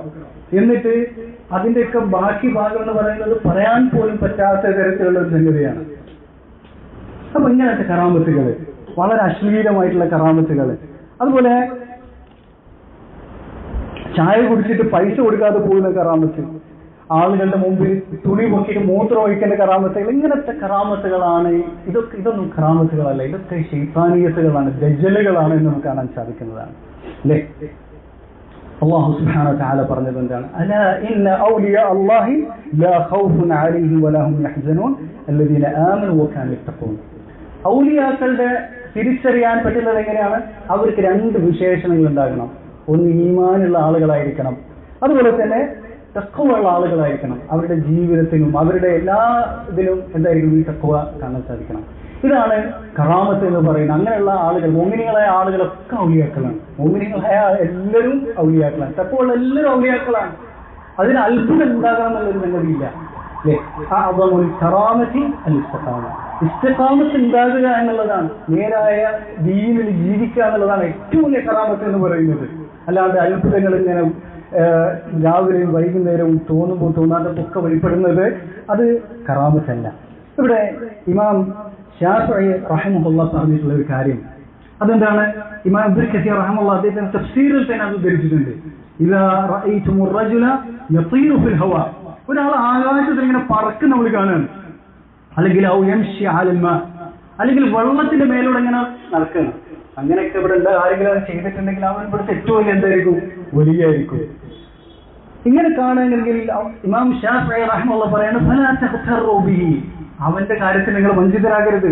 ഹത്താ തഅറു അംറഹു അലൽ കിതാബി വസ്സുന്ന, അവന്റെ കാര്യം കിതാബിന്റെയും സുന്നത്തിന്റെ മേലെ നിങ്ങൾ എന്ത് ചെയ്യുക, വെക്കുക. എന്നിട്ട് പരിശോധിക്കുക അവന്റെ പ്രവർത്തികളും അവന്റെ വിശ്വാസങ്ങളും ഒക്കെ ഈ ഖുർആനും സുന്നത്തിന് യോജിച്ച രീതിയിലാണോ എന്നുള്ളത് നിങ്ങൾ പരിശോധിക്കുക. അല്ലെങ്കിൽ അപ്പൊ ആ രീതിയിൽ ഖുർആനും സുന്നത്തിന് യോജിക്കുന്ന രീതിയിലാണ് വിശ്വാസങ്ങളും പ്രവർത്തികളും കർമ്മങ്ങളും ഒക്കെ എങ്കിൽ അവൻ വലിയാണ്. ഇല്ലെങ്കിൽ എന്തായിരിക്കും, ദജ്ജാലാണ്, സാഹിറാണ് എന്നുള്ളതാണ് മനസ്സിലാക്കേണ്ടത് എന്നുള്ളതാണ്. ഇവിടെ ഒരു സംഭവം ഞാൻ പറയാം. ഹാമിദ് ആദം എന്ന പേരുള്ള ഒരു വ്യക്തി, അദ്ദേഹം സുഡാൻകാരനാണ്. അദ്ദേഹം ലോകത്തോട് വിളിച്ചു പറഞ്ഞിട്ടുള്ള അദ്ദേഹത്തിന്റെ അനുഭവ സാക്ഷ്യമാണ് ഞാൻ പറയുന്നത്. അദ്ദേഹം പറയുന്ന കാര്യം നിങ്ങൾ ശ്രദ്ധിക്കുക. അദ്ദേഹം കുട്ടിയായിരുന്ന സമയത്ത് ആ നാട് സുഡാൻ എന്ന് പറയുന്ന സ്ഥലം എന്ന് പറയുന്നത് സൂഫിസത്തിന്റെ എന്താണ് ഏറ്റവും വലിയ എന്താണ് ഈറ്റിലും പോറ്റിലുമായിട്ടുള്ള സ്ഥലമാണ്. അതിന്റെ അതിപ്രസരം നടക്കുന്ന ഒരു സ്ഥലമാണ്. അദ്ദേഹത്തെ സംബന്ധിച്ചിടത്തോളം കുട്ടിയായിരുന്ന സമയത്ത് എന്താകണം ആഗ്രഹം, ദീന് പഠിക്കണം ആഗ്രഹം, ഖുർആൻ പഠിക്കണം ആഗ്രഹം, ഒരു വലിയ ആഗ്രഹം, ഒരു നല്ലൊരു മുത്തഖിയാകണം എന്നുള്ള ഒരു ആഗ്രഹം ഉണ്ടായിട്ട് അദ്ദേഹം എന്ത് ചെയ്യാണ്, ഖുർആൻ പഠിക്കാൻ വേണ്ടിയിട്ട് ഒരു ദർസിൽ ചേരുകയാണ് ചെയ്യുന്നത്. അങ്ങനെ ആ ദർസിൽ ചേർന്ന് ഒരു 6 മാസം കൊണ്ട് അദ്ദേഹത്തിന് ഖുർആൻ മനഃപ്പാഠമാക്കാൻ സാധിച്ചു. കാരണം അത്രയും ബുദ്ധിയും അതുപോലെ തന്നെ ഗ്രാഹ്യതയുമുള്ള ആളായിരുന്നു അദ്ദേഹം. അങ്ങനെ ഇദ്ദേഹത്തെ ഇവർ നേരെ എന്ത് ചെയ്യാണ്, ആ ഒരു ദർസിലുള്ള ഉസ്താദ് ഇയാളോട് പറഞ്ഞു, ഇനി നിങ്ങൾ ഈ പഠിക്കേണ്ടത് ഈ രീതിയിലല്ല, നിങ്ങൾ ഒരു തരീഖത്തിന്റെ രീതിയിൽ എന്ത് ചെയ്യണം, പോകണം. ഒരു ശേഷനെ ആധ്യാത്മിക ഗുരുവായി സ്വീകരിച്ച് അയാൾ പറയുന്ന രൂപത്തിൽ മുന്നോട്ട് പോയി കഴിഞ്ഞാൽ പിന്നീട് നിനക്കും എന്താകാൻ പറ്റും, ഈ ഔലിയാക്കളുടെ മാർഗത്തിലേക്ക് എന്ത് ചെയ്യാൻ പറ്റും, ചേരാൻ പറ്റും എന്നുള്ളത് പറഞ്ഞു. അങ്ങനെ ആ ഒരു ശേഷന്റെ അടുത്ത് പോയിട്ട് തരീഖത്ത് സ്വീകരിച്ചു. ഏതാണ് തരീഖത്ത്? തീജാനി തരീഖത്താണ് സ്വീകരിച്ചിട്ടുള്ളത്. നമ്മുടെ നാട്ടില് റഹ്മത്തുള്ളാഹി കാസിമിയെ പോലുള്ള ആളുകൾ ഈ തിജാനി തരീഖത്തിലെ ആളാണ്. അയാള് നൈജീരിയയിലുള്ള ഇബ്രാഹിം സാലിഹ് അൽ ഹുസൈനിയിൽ നിന്ന് ഇജാസത്ത് എടുത്തിട്ടുള്ള അല്ലെങ്കിൽ ബൈഅത്ത് സ്വീകരിച്ചിട്ടുള്ള തിജാനി തരീഖത്തുകാരനാണ്. അപ്പൊ ഈ തിജാനി തരീഖത്തിലാണ് പിന്നീട് ഇദ്ദേഹത്തിന്റെ എന്തുള്ളത് പ്രയാണം എന്ന് പറയുന്നത്. അങ്ങനെ അദ്ദേഹം ചെറിയ കുട്ടിയാണ്, ഖുർആൻ ഹിഫ്ളാക്കി കുറച്ച് പഠിച്ചതിന് ശേഷമാണ് നേരിട്ട് എന്ത് ചെയ്യുന്നത് ഈ തിജാനി തരീഖത്തിലേക്ക് ചേരുന്നത്. കാരണം ഇദ്ദേഹത്തിന്റെ ഈ ഒരു ബുദ്ധി കൂർമ്മതയും പഠിക്കാനുള്ള കഴിവുകളൊക്കെ കണ്ടപ്പോൾ എന്ത് ചെയ്തു, നേരെ ഈ തരീഖത്തിലേക്കാണ് മുട്ടിച്ചു കൊടുത്തു ഉസ്താദ്. അങ്ങനെ പിന്നീട് തരീഖത്ത് സ്വീകരിച്ചു. ആ തരീഖത്തിൽ ഇയാൾ നല്ല ഉഷാറായിട്ട് നല്ല ആവേശത്തിൽ മുന്നോട്ട് പോയി. അങ്ങനെ എന്ത് ചെയ്തു, അവര് തരീഖത്തിന്റെ ശേഷം ഇയാൾ എന്താക്കി വറ്റത് എന്ന് പറയുന്ന തരീഖത്തിലുള്ള ഒരു ദറജയിൽ എത്തിക്കയറ്റി. അങ്ങനെ ഒരു ദറജ, ഇവർക്ക് തരീഖത്തുകാർക്ക് കുറെ ദറജകളുണ്ട് അല്ലെ. അങ്ങനെ പിന്നീട് ഇയാളോട് പറഞ്ഞു, ജിനൈന എന്ന് പറയുന്ന ഒരു സ്ഥലമുണ്ട്, സുഡാനിന്റെയും ചാട് എന്ന് പറയുന്ന വേറൊരു രാജ്യമില്ലേ, അതിന്റെയും അതിർത്തിയിൽ വരുന്ന ഒരു സ്ഥലമാണ്. അവിടത്തേക്കുള്ള ഒരു ശേഖന്റെ അടുത്തേക്ക് ഒരു തിജാനി തരീഖത്തിലെ ശേഖന്റെ അടുത്ത് തന്നെ അയച്ചു. അവിടെ പോയിട്ട് വീണ്ടും എന്താണ് അതിന്റെ റിയാദയും മുമാറസയായിട്ട് ഇയാളെ മുന്നോട്ട് പോകാണ്. അവിടുന്ന് പിന്നീട് അവര് എവിടത്തേക്കാണ് അയക്കുന്നത്, നൈജീരിയയുടെയും നൈജറിന്റെയും ഇടയിലുള്ള ഒരു സ്ഥലത്തേക്കാണ് അയക്കുന്നത്. അവിടെയുള്ള ഒരു അഹമ്മദ് അൽ ഖാസിം എന്ന പേരുള്ള ഒരു ശേഖന്റെ അടുത്തേക്ക് അയക്കുകയാണ്. അപ്പോഴത്തേക്ക് ഇയാൾ എന്തായിട്ടുണ്ട്, വസ്തുത്തിൽ നിന്ന് അടുത്ത ദർജയിലേക്ക് ഉയർന്നിട്ടുണ്ട്, എന്തായിട്ടുണ്ട്, നജീബായിട്ടുണ്ട്. ഇങ്ങനെ കുറെ ദർജകളാണ് ഈ തരീഖത്തുകളിലുള്ളത്. അങ്ങനെ അവിടെ വെച്ചിട്ടാണ് ഇയാൾ എന്ത് ചെയ്യുന്നത്, ഇയാൾക്ക് ഒരുപാട് ശിർക്കൻ വിശ്വാസങ്ങളും ഇതെല്ലാം ഈ ശൈഖുമാര് പഠിപ്പിച്ചു കൊടുക്കുന്നത്. അങ്ങനെ മാത്രമല്ല ഒരുപാട് ദിക്റുകളും അതുപോലെ തന്നെ ദുആകളൊക്കെ പഠിപ്പിച്ചു കൊടുക്കുന്നു. അവിടെന്താണ് സലാത്തുൽ ഫാത്തിഹ എന്ന് പറയുന്ന ഒരു സലാത്ത് പഠിപ്പിച്ചു കൊടുക്കുന്നത്. നമ്മുടെ നാട്ടിൽ കുറെ സലാത്തുകൾ ഉണ്ടല്ലേ, സലാത്തുൽ നാരിയ, അങ്ങനത്തെ കുറെ സലാത്തുകളുണ്ട്. അതിൽപ്പെട്ട ഒരു സലാത്താണ് സലാത്തു അൽ ഫാത്തിഹ. ഈ സലാത്തുൽ ഫാത്തിഹിനെ കുറിച്ച് തിജാനികളായിട്ടുള്ള ആളുകൾ പറയുന്നത് എന്താണ്, ഖുർആൻ 6000 വട്ടം ഓതുന്നതിനേക്കാളും എന്താണ് പുണ്യകരമായിട്ടുള്ള കാര്യമാണ് സലാത്തുൽ ഫാത്തിഹ എന്ന് പറയുന്ന 2 വരി ഒരു സലാത്താണത്. അത് ചൊല്ലിയാൽ ഖുർആന് മുഴുവൻ 6000 വട്ടം ഓതുന്നതിനേക്കാളും പുണ്യകരമായിട്ടുള്ള കാര്യമാണ്. നമ്മുടെ നാട്ടിൽ ഇപ്പോ ചൂഷണത്തിന് നേതൃത്വം കൊടുക്കുന്ന ആറ്റക്കോയത്തങ്ങൾ എന്നുള്ള ആളുണ്ടല്ലോ, അയാൾക്കും വരദാനായിട്ട് കിട്ടിയത് എന്ത് തന്നെയാണ്, ഈ സലാത്തുൽ ഫാത്തിഹ തന്നെയാണ്. അതുപോലെ തന്നെ വേറൊരു സംഗതിയാണ് ജൗഹറത്തുൽ കമാൽ എന്ന് പറയുന്ന ഒരു സാധനം. മാത്രമല്ല ഇവര് പിന്നീട് ഇയാളോട് ശൈഖ് പറയുന്നത്, ഖുർആൻ എന്ന് പറയുന്ന ഈ പദങ്ങളോ ഈ ഖുർആന്റെ നേരിട്ടുള്ള ആശയങ്ങളോ ഒന്നുമല്ല ദീനെന്ന് പറയുന്നത്. ഇതൊക്കെ സാധാരണക്കാർക്ക്, വിവരം കെട്ട ആളുകൾക്ക്, പാമരമായ ആളുകൾക്ക് ഓതാനും പഠിക്കാനുള്ള സംഗതികളാണ്. മറിച്ച് അസ്റാറുൽ ഖുർആൻ ഇവർ മുൻകാൽ പറയുന്ന കാര്യമാണ്. സിർറ്, രഹസ്യങ്ങൾ, അസ്റാറുകൾ, അങ്ങനെയാണ് പറയാ. ഇവരൊരു ശൈഖ് വേറെ ശൈഖിനോട് ചോദിക്കാം എന്താ ഇത് സിർറ് എന്ന് ചോദിക്കാം, എന്താ ഇതിന്റെ രഹസ്യങ്ങൾ എന്ന് ചോദിക്കാം. ഇങ്ങനെയുള്ള ഒരു രഹസ്യത്തിന്റെ കലവറയാണെന്നുള്ളത്, നിഗൂഢമായിട്ടുള്ള ഒരു ലോകമാണ് ഈ തരീഖത്തുകൾ എന്ന് പറയുന്നത്. അങ്ങനെ മാത്രമല്ല ഇയാളോട് ശൈഖ് പറയുന്നത് എന്താണ്, ഖുർആനെ തിരിച്ചു ഓതാൻ വേണ്ടി പഠിപ്പിക്കാണ്. തിരിച്ചെങ്ങനെ ഓതുക, ബിസ്മില്ലാഹിർ റഹ്മാനിർ റഹീം എന്ന് ഓതുന്നത് ആദ്യം റഹീം, റഹ്മാൻ, അല്ലാഹ്, ബിസ്മില്ല അല്ലെങ്കിൽ ബിസ്മി, ഇങ്ങനെ വാക്കുകൾ നേരെ തല തിരിച്ച് ഓതാൻ വേണ്ടി പറയാം. ഇതൊക്കെ എന്ന് പറയുന്നത് പൈശാചിക എന്താണ് മാർഗമാണ് അല്ലെ, ശൈത്താനെ പ്രീതിപ്പെടുത്തുന്ന കാര്യമാണ്, ഖുർആൻ അവഹേളിക്കുന്ന രീതിയാണ്. പിന്നീട് അക്ഷരങ്ങൾ തന്നെ എന്ത് ചെയ്തു, തല തിരിച്ചു ഓതാൻ തുടങ്ങി. ആദ്യം ഇപ്പോ ബിസ്മില്ലാഹിർ റഹ്മാനിർ റഹീം എന്നാണെങ്കിൽ മീം ആദ്യം പറയും, പിന്നെ ഇങ്ങനെ തുടങ്ങി അവസാനം എത്തുന്നത് എന്തായിരുന്നാണ് ബാൻ. ഇങ്ങനെ നേരെ തലതിരിച്ച് ഓരോ അക്ഷരങ്ങൾ തലതിരിച്ച് പറയാൻ തുടങ്ങി. മാത്രമല്ല ഈ ഓരോ ആയത്തുകളുടെ ഇടയിലും ശൈത്താന്മാരുടെ പേരുകൾ തിരികെ കയറ്റി അത് എന്താണ് വിളിപ്പിച്ചത് ചെയ്തു പഠിപ്പിച്ചു തുടങ്ങി. അപ്പൊ ബിസ്മില്ലാഹി ഷഹ്സഹൂബി ഇങ്ങനെയൊക്കെ ശൈത്താന്മാരുടെ പേരുകൾ തിരികെ കയറ്റാൻ തുടങ്ങി. ഇതൊക്കെ എന്ത് ചെയ്യണം, ഇവര് ചെയ്യണം എന്നുള്ളതാണ്. ഇതൊക്കെയാണ് ഹവാസുകളുടെ പ്രത്യേകരായിട്ടുള്ള ആളുകളുടെ തരീഖത്തിന്റെ ആളുകളുടെ രീതി എന്നുള്ളതാണ്. ഇതാണ് ഖിദ്ർ അലൈഹിസ്സലാമിന്റെ ലൈൻ ഇങ്ങനെയാണ്, മൂസ അലൈഹിസ്സലാത്തു വസ്സലാമിന്റെ ലൈനാണ് ഈ ഖുർആനും സുന്നത്തും മറ്റു കാര്യങ്ങളും ഈ ഫിഖ്ഹും കാര്യങ്ങളൊക്കെ എന്നുള്ളതാണ് ഇങ്ങനെ പഠിപ്പിക്കുന്നത്. ഖിദ്ർ അലൈഹിസ്സലാത്തു വസ്സലാം എന്താണ് ചെയ്തത്, ഒരു കുട്ടിയെ കൊന്നില്ലേ, കുട്ടിയെ കൊന്നു. ഇങ്ങനെ കൊല്ലുക, വ്യഭിചരിക്കുക എന്നു പറയുന്നത് ഒരു പ്രശ്നമുള്ള കാര്യമല്ല. ആരെ സംബന്ധിച്ച് ഈ ഹവാസുകളായ ആളുകൾക്ക് ഒരു പ്രശ്നമില്ല എന്നുള്ളതാണ് പറയുന്നത്, ഇയാളെ പഠിപ്പിക്കാനത്. മാത്രമല്ല ആകാശത്തിൽ നോക്കിയിട്ട് ഈ എന്തൊക്കെ നീ ചെയ്യുമെന്നുള്ളത് വ്യഭിചരിക്കുന്നതാകട്ടെ, കക്കുന്നതാകട്ടെ, മറ്റ് എന്ത് തോന്നിവാസങ്ങൾ ചെയ്യുന്നതോ ആകാശത്ത് നോക്കിയിട്ട് വായിക്കാൻ പറ്റും. കാരണം ഇത് ലൗഹുൽ മഹ്ഫൂദിൽ എഴുതി വെച്ചതാണ് നീ വായിക്കുന്നത്. അത് അങ്ങനെ തന്നെ അത് പ്രവർത്തിക്കുക എന്നുള്ളത് എന്താണ്? അള്ളാഹ്ക്ക് ഏറ്റവും പ്രിയങ്കരമായിട്ടുള്ള കാര്യമാണ്. അള്ളാഹ് എഴുതി വെച്ച കാര്യം നമ്മൾ നടപ്പാക്കി കൊടുക്കുന്ന കാര്യമാണെന്നുള്ളതാണ്. സാധാരണക്കാരെ സംബന്ധിച്ചിടത്തോളം അത് കുറ്റമായ ഖവാസുകളായിട്ടുള്ള പ്രത്യേകരായിട്ടുള്ള ഈ ഔലിയാക്കളെ സംബന്ധിച്ചിടത്തോളം അതൊരു പ്രശ്നമില്ല എന്നുള്ളതാണ് പഠിപ്പിക്കുന്നത്. അങ്ങനെ ഇയാൾ ഈ രീതിയിലൊക്കെ ചെയ്യാൻ തുടങ്ങി, മാഫിയത്തുകൾ ചെയ്യാൻ തുടങ്ങി, ഖുർആനിനെ വികലമാക്കി വായിക്കാൻ തുടങ്ങി. ശൈത്താനെ ശൈത്താൻ അങ്ങേയറ്റം പ്രിയങ്കരമായ രീതിയിൽ, ശൈത്താനെ പ്രീതിപ്പെടുത്തുന്ന രീതിയിൽ ഖുർആൻ വായിക്കാൻ തുടങ്ങി. അങ്ങനെയാണ് ശേഷം ഇയാളോട് പറയുന്നത് ഇനി എന്താണ് ചെയ്യേണ്ടത്, ഇനി ഒരു അടുത്തൊരു ഘട്ടത്തിലേക്ക് കടക്കാനതിന് മുമ്പായിട്ട് ഒരു ഖൽവത്തിൽ ഒറ്റക്കൊരു സ്ഥലത്ത് പോയി താമസിക്കണം, എന്നിട്ട് അവിടെ കഠിനമായിട്ടുള്ള റിയാദയിൽ ഏർപ്പെടണം എന്നുള്ളത് ശേഷം ഇയാളോട് പറയണം. അങ്ങനെ ഇയാള് ആ ഹൽവത്തിന് ഒരുങ്ങി. ഹൽവത്തിന് മുമ്പായിട്ട് ശേഷം പറയുന്ന കാര്യം 41 ദിവസത്തെ ഹൽവയാണ്. ഒരു സ്ഥലത്ത് നിസ്കാരമില്ലാതെ, അതുപോലെ തന്നെ മറ്റൊരു ഇബാദത്തും ഇല്ലാതെ, ഖുർആൻ പരമില്ലാതെ, ദിക്റില്ലാതെ, ദുആ ഇല്ലാതെ എന്ത് ചെയ്യണം? ഒരു സ്ഥലത്ത് പോയിട്ട് എന്ത് ചെയ്യണം? ഹൽവത്തിലിരിക്കണം. ഒരു ഗുഹ പോലുള്ള സ്ഥലത്ത് പോയിട്ട് ഹൽവത്തിരിക്കണം എന്ന് പറയണം. എന്നിട്ട് ഭക്ഷണം ഒന്നും കഴിക്കാൻ പാടില്ല. വെള്ളം, കുറച്ച് വെള്ളം, 41 ദിവസത്തേക്കുള്ള ഒരു കുറച്ച് വെള്ളം അവിടെ കൊണ്ടുവച്ചിട്ടുണ്ട്. അത് 41 ദിവസത്തേക്ക് തികയാത്ത വെള്ളമാണ്. മാത്രമല്ല 129 ഈത്തപ്പഴം, ഓരോ ദിവസവും 3 ഈത്തപ്പഴം മാത്രം കഴിക്കാം. ഇങ്ങനെയാണ് എന്ത് ചെയ്യുന്നത്? ഹൽവ തുടങ്ങുന്നത്. മാത്രമല്ല പുറത്തേക്ക് ഇറങ്ങിക്കഴിഞ്ഞാൽ, ഈ ഹൽവത്തിൽ കേറിയിട്ട് പിന്നെ പുറത്തേക്ക് ഇറങ്ങിക്കഴിഞ്ഞാൽ എന്തെങ്കിലും ഭ്രാന്തായി പോകുന്നില്ല പറയുന്നത്. അങ്ങനെ മാത്രമല്ല പിന്നീട് പറയുന്ന ഒരു കാര്യം എന്താണ്?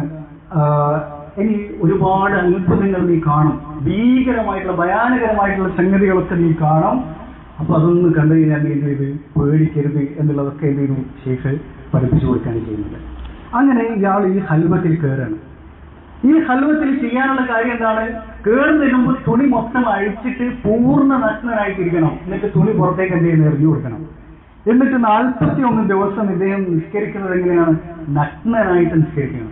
നഗ്നനായിട്ട് നിസ്കരിക്കുക ഇസ്ലാമിൽ എന്താണ്? ഹറാമായിട്ടുള്ള കാര്യമാണല്ലേ. ഇസ്ലാം നിസ്കാരത്തിന്റെ റുക്കിന് തന്നെ നഷ്ടപ്പെട്ടു. അത് ശൈത്താനെ ഇഷ്ടപ്പെടുന്ന ഒരു സംഗതിയാണ്. പിന്നെ മാത്രമല്ല ഒന്നാമത്തെ റക്അത്തില് കാഫിറും, രണ്ടാമത്തെ റക്അത്തില് ഇഖ്ലാസ് മോദൻ എങ്ങനെ? തല തിരിച്ച് എന്താണ് നേരത്തെ പറഞ്ഞ പോലെ അക്ഷരങ്ങൾ എന്ത് ചെയ്ത് തല തിരിച്ച് ഇങ്ങനെ ഓതണമെന്ന് നിർദ്ദേശിച്ചു കൊടുക്കാൻ ചെയ്യുന്നത്. അങ്ങനെ 41 ദിവസം ഈ തരത്തിൽ എന്ത് ചെയ്യാണ്? ഇദ്ദേഹം കഴിച്ചു കൂട്ടുകയാണ്. ശേഖ് ഇയാളോട് പറഞ്ഞിട്ടുണ്ട് 41ാമത്തെ ദിവസത്തിൽ എന്ത് ചെയ്യും? റൂഹാനി വരും. റൂഹാനിനെ പറയുള്ളൂ, അല്ലാതെ ശൈത്താൻ വരും പറയില്ല. കാരണം എന്താണ്? തെൽബീസാണ്. ഈ ശൈത്താനും അതുപോലെ തന്നെ ചെഹ്റനും ഇങ്ങനെ തുടങ്ങി ഏതൊക്കെ A to Z കാര്യങ്ങൾക്ക് ഇവർ പറയുന്ന പേരുകൾ എന്ന് പറയുന്നത് എന്താണ്? അറബി പേരുകൾ ഇട്ട് കൊടുക്കും, ഇസ്ലാമിക പേരുകൾ ഇട്ട് കൊടുക്കുകയാണ് ചെയ്യാം. ഈ റൂഹാനി എന്ന് പറഞ്ഞാൽ മലക്കാണെന്നാണ് പഠിപ്പിക്കുന്നത്. അങ്ങനെ പല കോലത്തിൽ വരുമെന്നാണ് പറയുന്നത്. അങ്ങനെ 41ാമത്തെ ദിവസത്തിൽ ഇദ്ദേഹം പറയാണ്, ആദ്യമായിട്ട് ഒരു കരിങ്കണ്ണി വന്നു. കരിങ്കണ്ണി എന്നുള്ളത് അറബിയിൽ പറയുന്നത് അറുതായി എന്നാണ് പറയാം. 41 കാലുള്ള സാധനം, വിഷജന്തുവായിട്ട് നമ്മൾ കാണുന്ന സംഗതി ഉണ്ടല്ലേ, കല്ലൊക്കെ എടുക്കുമ്പോൾ അതിന്റെ അടിയിൽ കാണുന്ന സാധനമാണ് ഈ വിഷജന്തുവായിട്ടുള്ള കരിങ്കണ്ണി എന്നുള്ള സാധനം.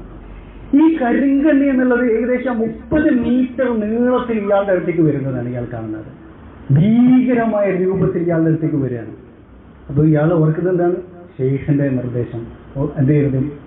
ചാഞ്ചാട്ടുണ്ടായിരുന്നു, ഇനി ചോടരുത്, ഓടിയ പിന്നെ എന്തായിക്കും പോയി ഭ്രാന്തായി പോയി. അങ്ങനെ ഇയാൾ ക്ഷമിച്ചു നിൽക്കുകയാണ്. പിന്നെ അത് കഴിഞ്ഞിട്ട് വരുന്നത് എന്താണ്? വലിയൊരു തേള്, ഇതേമാതിരി എന്താണ് 30 മീറ്ററൊക്കെ നീളമുള്ള ഭീമാകാരമായിട്ടുള്ള തേള് വരികയാണ്. ഇതൊക്കെ എവിടെ വെച്ചിട്ടാണ് കാണുന്നത്? ഈ ഹൽവത്തിൽ വെച്ചിട്ട് ഇയാൾ നേരിട്ട് കാണുന്ന കാര്യമാണ് പറയുന്നത്. എന്നിട്ട് ഒരു സ്ത്രീ ഒരു ചെറിയ കൈക്കുഞ്ഞുമായിട്ട് ഇങ്ങനെ നടക്കുന്നുണ്ട്. എന്നിട്ട് ആ സ്ത്രീയുടെ തലയിൽ ഈ ഒരു വലിയ ഭീമാകാരമായിട്ടുള്ള തേള് ഒരു കൊത്തട കൊടുക്കും. ആ സ്ത്രീ എന്തെങ്കിലും പേരിങ്ങനെ വീർക്കാൻ തുടങ്ങുന്നതാണ് പറയുന്നത്. ഇയാൾ നേരിട്ട് കണ്ട കാര്യമാണ്. അങ്ങനെ വീർത്ത് അവസാനം ഈ സ്ത്രീ എന്ത് ചെയ്യും? കുട്ടിയെടുത്തേക്ക് ഈ സ്ത്രീയുടെ കയ്യിലുണ്ടായിരുന്ന കുട്ടി എന്ത് ചെയ്യാണ്? ഇദ്ദേഹത്തിന്റെ ഹാമിദ് ആദമിന്റെ മുമ്പിൽ വന്നിട്ട് വീഴണം. എന്നിട്ട് കുട്ടി മരിച്ചു പോവുകയാണ് ചെയ്യുന്നത്. അപ്പൊ ഇതൊക്കെ എങ്ങനെ കാണുന്നത്? ഇതൊക്കെ പലപ്പോഴും എന്താണ്? ശൈത്താനിയായിട്ടുള്ള എന്താണ് തഹീലുകളായിരിക്കാം ഇയാൾ ഈ സ്ഥലത്ത് വെച്ച് കാണുന്നത്. പിന്നീട് അതേപോലെ കുതിരയെയും അതുപോലെ കഴുതയെയും ഒക്കെ ഇങ്ങനെ ഭീമാകാരമായ രൂപത്തിൽ ഇയാൾ എന്ത് ചെയ്യാണ് കാണുകയാണ് ചെയ്യുന്നത്. എന്നിട്ട് ഇവിടെ ഈ തരത്തിലുള്ള ഖുർആൻ തിരിച്ചോതുന്നതും അതുപോലെ തന്നെ ശൈത്താന്റെ നാമങ്ങൾ വിളിച്ചുകൊണ്ടുള്ള ദിക്റുകളും ഇങ്ങനത്തെ കാര്യങ്ങളൊക്കെ ഇയാൾ ചെയ്യുന്നുണ്ട് അല്ലേ. മാത്രമല്ല ഇയാളടുത്ത് അവസാനം പിന്നീട് ആയി വരികയാണ് ഈ റൂഹാനി വരികയാണ്. റൂഹാനിയുടെ പേരെന്താണ്? സഹ്സഹോബി എന്നാണ് പേര്. അറിയപ്പെട്ട ശൈത്താന്റെ പേരാണത്. ആ സഹ്സഹോബി വരികയാണ്. എന്നിട്ട് സഹ്സഹോബി വരുന്നത് ശൈത്താന്റെ രൂപത്തിൽ വരാൻ സാധിക്കൂല അല്ലെ. ഒരു വില്ലായിട്ട് ഒരു എന്താണ് വില്ലിനെ പറയാ നിഴലായിട്ട് ഇങ്ങനെ കാണാൻ വലിയൊരു രൂപം. ആ രൂപത്തിൽ അതിന് മനുഷ്യന്റെ ഒരു കോലത്തിൽ തന്നെയാണുള്ളത്. പക്ഷെ ഭീമാകാരമായിട്ടുള്ള രൂപം, അതിനെന്തിന് വാലുണ്ട്. ഇതാണ് സഹ്സഹോബിന്റെ രൂപം എന്ന് പറയുന്നത്. എന്നിട്ട് സഹ്സഹോബി ഇയാളോട് സംസാരിക്കാണ്, ശൈത്താൻ സംസാരിക്കാണ്. ഇനി മുതൽ കറാമത്തുകൾ വെളിപ്പെടും, അത്ഭുതകരമായിട്ടുള്ള സംഗതികൾ ഇങ്ങനെ വെളിപ്പെടും. നീ ഇപ്പൊ എന്തായിട്ടുണ്ട്? ഔലിയാക്കളിൽ പ്രധാനിയായി തീർന്നിട്ടുണ്ട്, നീ കൊത്തുബായി തീർന്നിട്ടുണ്ട്, കൊത്തുബുൽ ആലമായിട്ടുണ്ട്, മുദബ്ബിറുൽ ആലമായിട്ടുണ്ട് എന്ന് പറയും. അങ്ങനെ മാത്രമല്ല നാളെ രാവിലെ മുതൽ ഇതെല്ലാം നടക്കാൻ പോകുന്നതാണ് പറയുന്നത്. എന്നിട്ട് ആകാശത്തേക്ക് നോക്കാൻ പറയും. ആകാശത്തേക്ക് നോക്കുമ്പോൾ അവിടെ കുറെ ഹർഫുകൾ കാണാൻ ഇയാള്. ആ കുറെ ഹർഫുകൾ ഇങ്ങനെ എന്ത് ചെയ്തിട്ടുണ്ട്? പല കോലത്തിലും തിരിച്ചും മറിച്ചൊക്കെ എഴുതിയിട്ടുണ്ട്. എന്നിട്ട് ഈ സഹ്സഹോബി ഇയാളോട് പറയുന്നത് എന്താണ്? ഇതാണ് ലൗഹുൽ മഹ്ഫൂദ് എന്നാണ് പറയുന്നത്. അങ്ങനെ പിന്നെ മാത്രമല്ല, ഇനി ഒരു തിന്മ ചെയ്താലും ഒരു കുഴപ്പമില്ല, ഇനി വ്യഭിചരിച്ചാലോ ഇനി എന്ത് തോന്നിവാസം ചെയ്താലും ഒരു കുഴപ്പമില്ല. എന്താണ്? ഔലിയാക്കളെ സംബന്ധിച്ചിടത്തോളം നിയമങ്ങളോ ഒന്നും ബാധകമല്ല എന്നുള്ളതാണ്. അങ്ങനെ മാത്രമല്ല ഇയാളോട് പറയുന്നത് ആദ്യമായിട്ട് പോയിട്ട് എന്ത് ചെയ്യണം? ഒരു സ്ഥലത്ത് ഏകദേശം 40 കിലോമീറ്ററിലേറെ ദൂരമുള്ള ഒരു സ്ഥലത്ത് ഒരു മൃഗത്തിന്റെ തോളല്ലുണ്ട്. ആ തോളല്ല് എന്ത് ചെയ്യണം? കൊണ്ടുവരണം എന്ന് പറയും. എന്നിട്ട് മേലെ കണ്ടിട്ടുള്ള സംഗതികൾ, ശൈത്താന്റെ പേരുകളും കാര്യങ്ങളും മന്ത്രങ്ങളും ഒക്കെ എന്ത് ചെയ്യണം? ആ തോളല്ലിൽ എഴുതണമെന്ന് എന്ത് ചെയ്യും? സഹ്സഹോബി ഇയാളോട് പറയും. എന്നിട്ട് ഇയാൾ പറയുന്നത് എന്താണ്? നിമിഷങ്ങൾക്കുള്ളിൽ ആ സ്ഥലത്ത് എത്തിപ്പെടാനും തിരിച്ചു വരാനും സാധിച്ചു എന്നാണ് പറയുന്നത്. ഈ തോളല്ലുമായിട്ട് വരികയാണ്. എന്നിട്ട് ഇതൊക്കെ എന്തെയാണ്? കണ്ട കാര്യങ്ങളൊക്കെ അതിൽ എഴുതുകയാണ്. എന്നിട്ട് ഇയാളോട് പറയുന്ന കാര്യം, ഇനി മുതൽ ഒരുപാട് നിബന്ധനകളുണ്ട്. ഒത്തുപാകണമെങ്കിൽ, കറാമത്തുകൾ വെളിപ്പെടണമെങ്കിൽ ഒരുപാട് നിബന്ധനകളുണ്ട്. ഒന്നാമത്തെ കാര്യം, റമദാനിലേക്ക് കടന്നിട്ടുണ്ട്. ആ ഒരു സമയം എന്ന് പറയുന്നത് ഖൽവത്തിന്റെ അവസാന നാളുകൾ റമദാനിലേക്ക് കടന്നിട്ടുണ്ട്. ഈ റമദാനിലോ ഇനി മുതലുള്ള റമദാനിൽ എന്ത് ചെയ്യാൻ പാടില്ല? നോമ്പെടുക്കാൻ പാടില്ല. ഇത് മലക്ക് പറയോ? റൂഹാനിയായിട്ടുള്ള മലക്ക് പറയോ? ഇല്ല, ശൈത്താനേ പറയുള്ളൂ. മാത്രമല്ല അസ്ർ നിസ്കരിക്കരുത്. മറ്റു നിസ്കാരങ്ങൾ നിസ്കരിച്ചാൽ പക്ഷെ വുദു ഇല്ലാതെ നിസ്കരിക്കണം. ഇതാണ് പറയുന്നത്. അപ്പൊ എന്തുണ്ടാക്കാൻ പറ്റും? കൂടുതൽ തെൽബീസ് ഉണ്ടാക്കാൻ പറ്റും അല്ലേ? ജനങ്ങൾ മുമ്പിൽ എന്ത് ചെയ്യുന്നുണ്ട്? നല്ല വേഷവും തലക്കെട്ടൊക്കെ ആയിട്ട് വന്നിട്ട് നിസ്കരിക്കുന്നുണ്ട്. പക്ഷെ എന്താണ്? വുദു ഇല്ലാണ്ടായിട്ട് നിസ്കരിക്കുന്നുണ്ടാവുക. മാത്രമല്ല ഇദ്ദേഹത്തോട് പറയുന്നത് അള്ളാനെ ചീത്ത പറയണം. അള്ളാനെ എന്ത് ചെയ്യണം? അവഹേളിക്കണം, ചീത്ത വിളിക്കണം. അങ്ങനെ ഇതൊക്കെ ഏതൊരു മനുഷ്യന്റെ ഉള്ളിലും, ഇനി ഏത് ആശയത്തിലുള്ള ആളാണെങ്കിലും ഏത് മതത്തിലുള്ള ആളാണെങ്കിലും അയാളുടെ ഉള്ളിൽ എന്തുണ്ടാകും? ഒരു പ്രകൃതിപരമായിട്ട് അയാളുടെ ഉള്ളിലുള്ള സംഗതി ഉണ്ടാകും. അള്ളാഹനെ ചീത്ത വിളിക്കാന്ന് പറയുന്നത് അതിനെ എതിർക്കുന്ന ഒരു കാര്യം ഉണ്ടാവും. അവിടെയൊക്കെ ഇവരോട് പറയുന്ന കാര്യം എന്താണ്? ചോദ്യം ഇവിടെ ചോദിക്കരുത്. ചോദ്യം ചോദിച്ചാൽ ഔട്ട് അല്ലേ? എന്താണ് സംഭവിച്ചത്? ഖിദ്ർ അലൈഹി സ്വലാത്തു വസ്സലാമയോട് കുറെ ചോദ്യം ചോദിച്ചാൽ ആകെ പ്രശ്നം പറ്റിയത് മൂസ അലൈഹി സ്വലാത്തു വസ്സലാമയ്ക്ക് പ്രശ്നം പറ്റിയത്. അങ്ങനെയാണ് പിന്നീട് ലദുന്യായ ഇൽമു പഠിക്കാൻ ആർക്കും പറ്റാതിരുന്നത്? മൂസ അലൈഹി സ്വലാമ പറ്റാതിരുന്നത്. ഇങ്ങനെയുള്ള ഒരു ഖുറാഫാത്താണ് എന്തെങ്കിലും പഠിപ്പിക്കുന്നത്. ഇങ്ങനെയുള്ള ആദ്യമേ ഇവരെന്ത് ചെയ്യുന്നുണ്ട്? നാട്ടിലുള്ള സൂഫിസവും ഈ നാട്ടിലുള്ള മതപരമായിട്ടുള്ള വാദങ്ങളിലും ഒക്കെ ഇവർ പഠിപ്പിക്കുന്നത് ഈ തരത്തിലുള്ള സിഹറിനെ പാകമാക്കുന്ന രീതിയിലാണ് ഇവരൊക്കെ വളർന്നു വരുന്നത് എന്നുള്ളതാണ്. അപ്പൊ ഇതൊക്കെ പിന്നീട് എന്ത് ചെയ്യാണ്? ഒരു ദീനായിട്ട് ഇവർ സ്വീകരിക്കുന്നതാണ് നമുക്ക് കാണാൻ സാധിക്കുന്നത്. മാത്രമല്ല മുസ്ഹഫിന്റെ മുകളിൽ എന്ത് ചെയ്യണം? മലമൂത്ര വിസർജനം നടത്തണമെന്ന് പറയാണ് ചെയ്യുന്നത്. ഇതൊക്കെ കണ്ടീഷൻ. ഇതൊക്കെ ചെയ്താലാണ് കുത്തുപാകാൻ പറ്റുള്ളൂ, കറാമത്തുകൾ വെളിപ്പെട്ടുള്ളൂ എന്നുള്ളതാണ്. അതുപോലെ തന്നെ അള്ളാഹുവിനല്ലാതെ എന്ത് ചെയ്യണം? അറക്കണം. ഇനി അറക്കുന്ന സമയത്ത് എന്തെങ്കിലും ലോഹമായിട്ടുള്ള സംഗതി വായിൽ കഴിച്ചു പിടിക്കണം, ബിസ്മി ചൊല്ലാതിരിക്കാൻ വേണ്ടി. അറിയാണ്ടെങ്കിലും ഒരു എന്താണ് ബിസ്മി ചൊല്ലിപ്പോകുന്ന ഒരു ഘട്ടമുണ്ടല്ലോ, അങ്ങനെ ചെല്ലാതെ രീതിയിൽ. അങ്ങനെ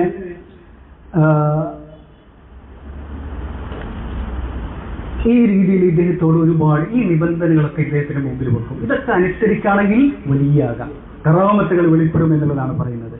അപ്പോൾ ഇദ്ദേഹം ഈ രീതിയിൽ എന്താണ് ഈ പാകപ്പെടുത്തലൊക്കെ വന്നിട്ടുള്ള ഒരു വ്യക്തിയായതുകൊണ്ട് അദ്ദേഹം സ്വാഭാവികമായിട്ട് ഇതൊക്കെ ഒരു ദീനാണ് എന്നുള്ള രീതിയിൽ അംഗീകരിക്കാൻ ചെയ്യുന്നത്. കാരണം എന്താണ്, ഖിദ്ർ അലൈഹി സ്വലാത്തു വസ്സലാം അവരുടെ കുട്ടിയെ കൊന്നിട്ടുണ്ട്. അപ്പോ കുട്ടിയെ കൊല്ലുന്ന ഒരു തിന്മയായിട്ടുള്ള കാര്യമല്ലേ.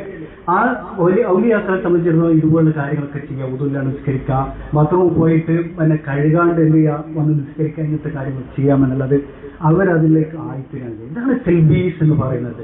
അല്ലാഹു സുബ്ഹാനഹു വ തആല യൂതന്മാരെ കുറിച്ചും ക്രിസ്ത്യാനികളെ കുറിച്ച് പറഞ്ഞിട്ടുള്ള കാര്യം ഇതാണ്. ഈ ഒരു തെൽബീസിനെ കുറിച്ചാണ് പറഞ്ഞിട്ടുള്ളത്.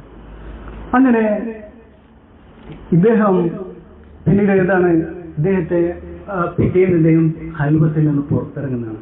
എങ്ങനെ വലിയായിട്ട് കുത്തുബായിട്ട് 4 അഖ്താബുകളാണ് ഒരു സമയത്ത് എന്തുണ്ടെങ്കിൽ ലോകത്തുണ്ടാവുക, അതിൽ ഒരു കുത്തുബായിട്ടാണ് അദ്ദേഹം വരുന്നത് എന്നുള്ളതാണ്. മാത്രമല്ല ഇദ്ദേഹം പുറത്തു വരുന്ന സമയത്ത് ഒരുപാട് നൂറുകണക്കിന് ആളുകൾ, പണ്ഡിതന്മാര്, വലിയ ആളുകൾ, പല നാടുകൾ, പല ദിക്കുകളിൽ നിന്ന് വന്നിട്ട് ഇദ്ദേഹത്തെ എന്ത് ചെയ്യാണ് സ്വീകരിക്കാൻ വേണ്ടി വരികയാണ് ചെയ്യുന്നത്. ഇദ്ദേഹം കഠിനമായിട്ടുള്ള റിയാദ പൂർത്തീകരിച്ച് വലിയായിട്ട് രംഗത്ത് പുറത്തിറങ്ങി എന്നുള്ളതാണ്. അങ്ങനെ മാത്രമല്ല ആളുകൾ ഒരുപാട് ആടുകളെ കറക്കാൻ തുടങ്ങി. എന്താണ് ജനങ്ങൾക്ക് ഈ ഒരു സന്തോഷത്തിൽ ഈ ഒരു വലിയൊരു ആഘോഷമാക്കി മാറ്റുകയും ജനങ്ങൾക്ക് ഭക്ഷണം നൽകുകയൊക്കെ ചെയ്തു എന്നുള്ളതാണ്. പിന്നെ പിറ്റേന്ന് മുതൽ കറാമത്തുകളാണ്. കറാമത്തുകളുടെ എന്താ പറയാ ഒരു പരമ്പരയാണ് തുടങ്ങുന്നത്. ആദ്യം ഇദ്ദേഹം ഇങ്ങനെ ഇറങ്ങി വരുന്ന സമയത്ത് തന്നെ ഒരാളിങ്ങനെ എന്ത് ഒരു കൂജയുമായിട്ട് നടക്കുന്നുണ്ട്. കൂജ ഉണ്ടല്ലോ, വെള്ളം നിറയ്ക്കുന്ന ഒരു കൂജ. ഒരാളിങ്ങനെ കൂജയുമായിട്ട് നടക്കുന്നുണ്ട്. ഇയാൾ ആളോട് പറഞ്ഞു കൂജ നിലത്ത് വെക്കെന്ന് പറഞ്ഞു. എന്നിട്ട് ഈ കൂജയോട് വരാൻ പറഞ്ഞു. കൂജ ദൂരമുള്ള കൂജ എന്ത് ചെയ്യാണ് സ്വയം ഒഴുകി ഇയാളുടെ അടുത്തേക്ക് വരികയാണ് ചെയ്യുന്നത്. എന്നിട്ട് ഈ ആളുകൾക്ക് വെള്ളം ഒഴിച്ചു കൊടുക്കുകയാണെങ്കിൽ ഈ കൂജ സ്വന്തം ഒഴിച്ചു കൊടുക്കുക. ഇതാണ് ഒന്നാമത്തെ കറാമത്ത് എന്ന് പറയുന്നത്.